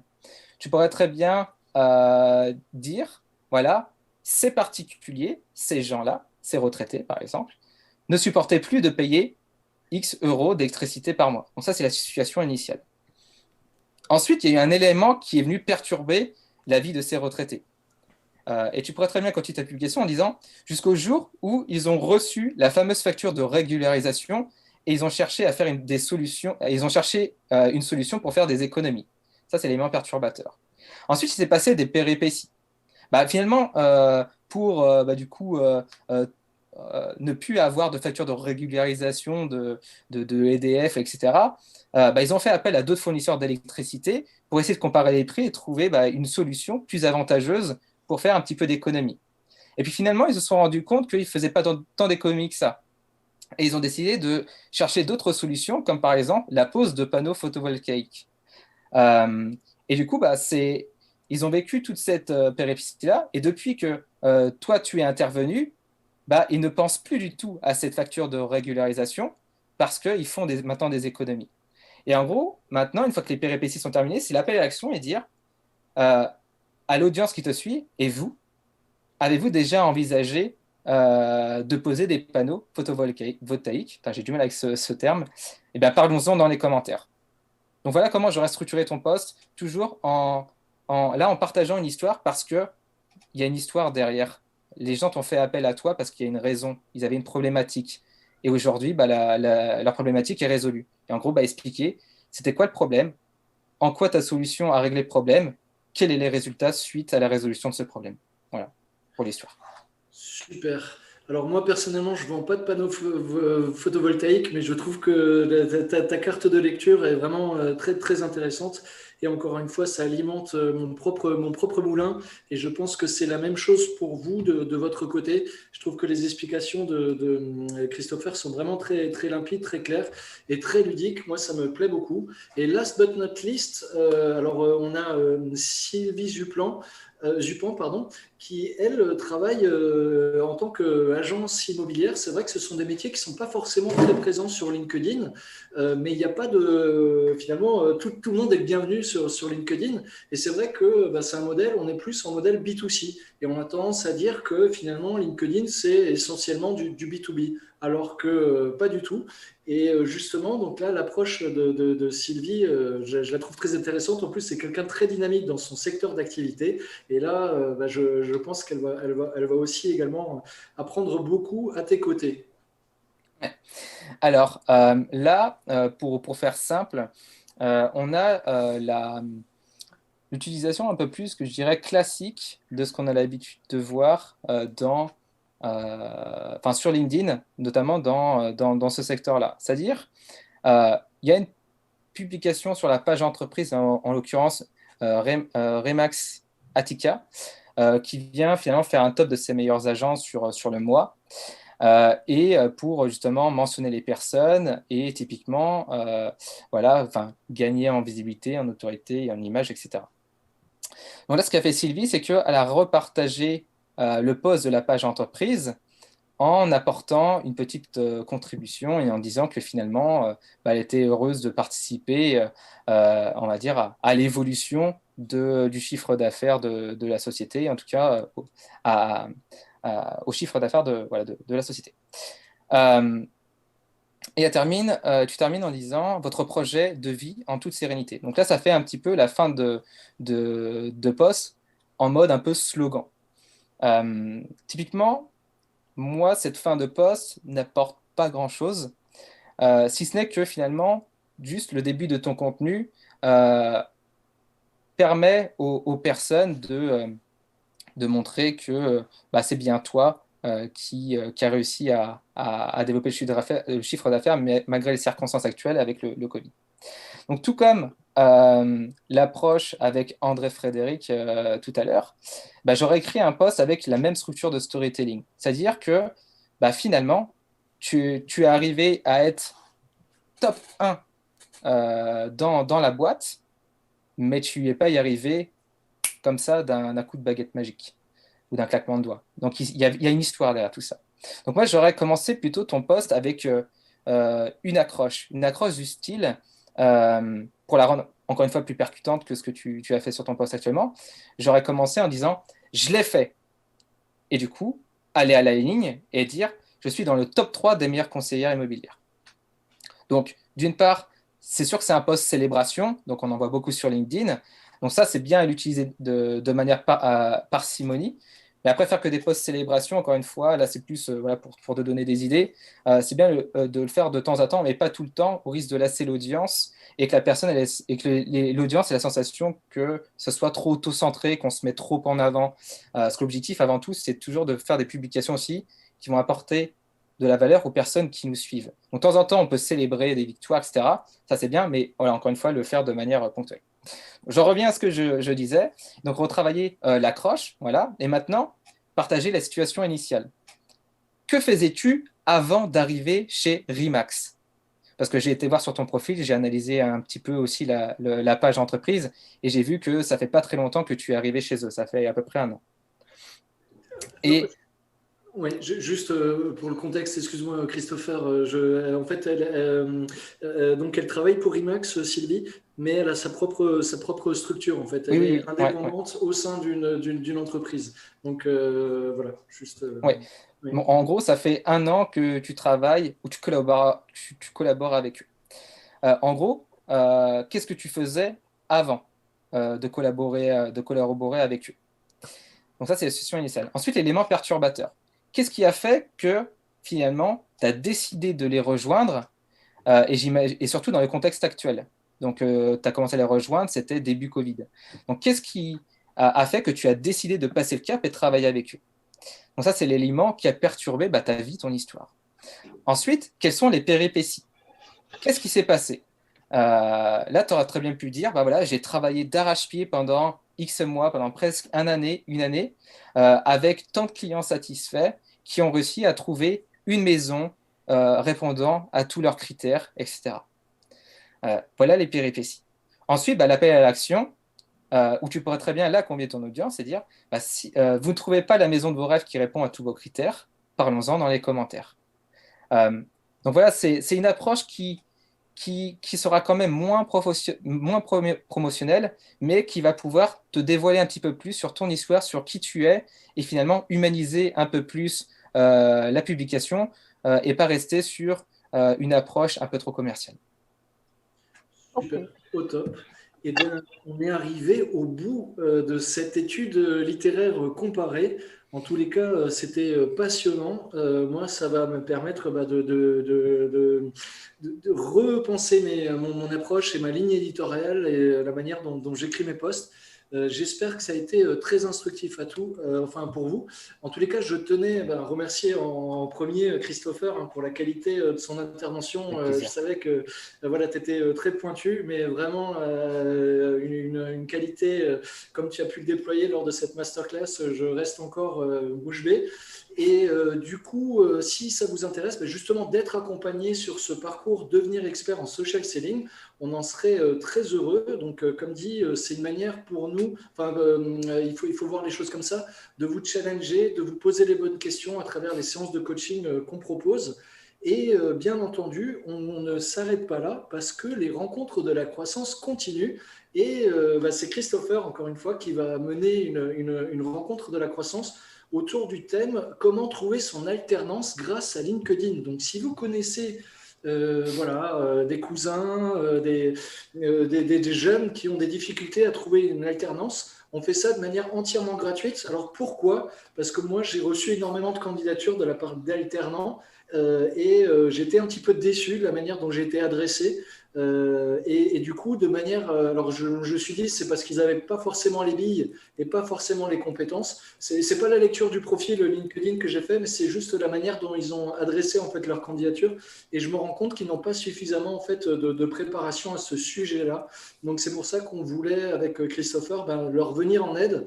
Donc si vous connaissez des gens qui ont besoin de soutien à ce niveau-là, ce sera le 17 juin. Et la deuxième rencontre de prévue, c'est avec Jean-Baptiste Jézéchiel, CIO de DevaBoot, sur la question « Construisez vos fichiers prospects en un seul clic » et ça aura lieu le 25 juin.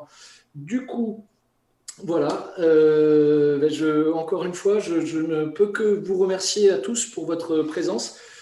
J'espère que ça a été instructif pour tous. Si vous avez des questions, des souhaits, d'espace de collaboration, d'intégrer le collectif de Back to Business, vous êtes les bienvenus. Il suffit de nous tirer par la manche et je me ferai un plaisir de vous réserver un petit entretien. En tous les cas, voilà, super prestation. Le mot de la fin pour Christopher, je te laisse terminer le bal, étant donné que tu l'as lancé. Merci à toi, Ludovic, pour m'avoir invité à cette masterclass. Bien entendu, si vous avez d'autres questions, n'hésitez pas à nous contacter par message privé, à nous envoyer des invitations. Je me ferai un plaisir de répondre à vos questions. Et si je voulais juste terminer par un mot de la fin, c'est n'essayez pas juste de vous faire remarquer sur LinkedIn, essayez de devenir remarquable. Et du coup, en vous différenciant des autres et en créant vraiment du contenu avec votre personnalité et pour vraiment aider et inspirer votre audience.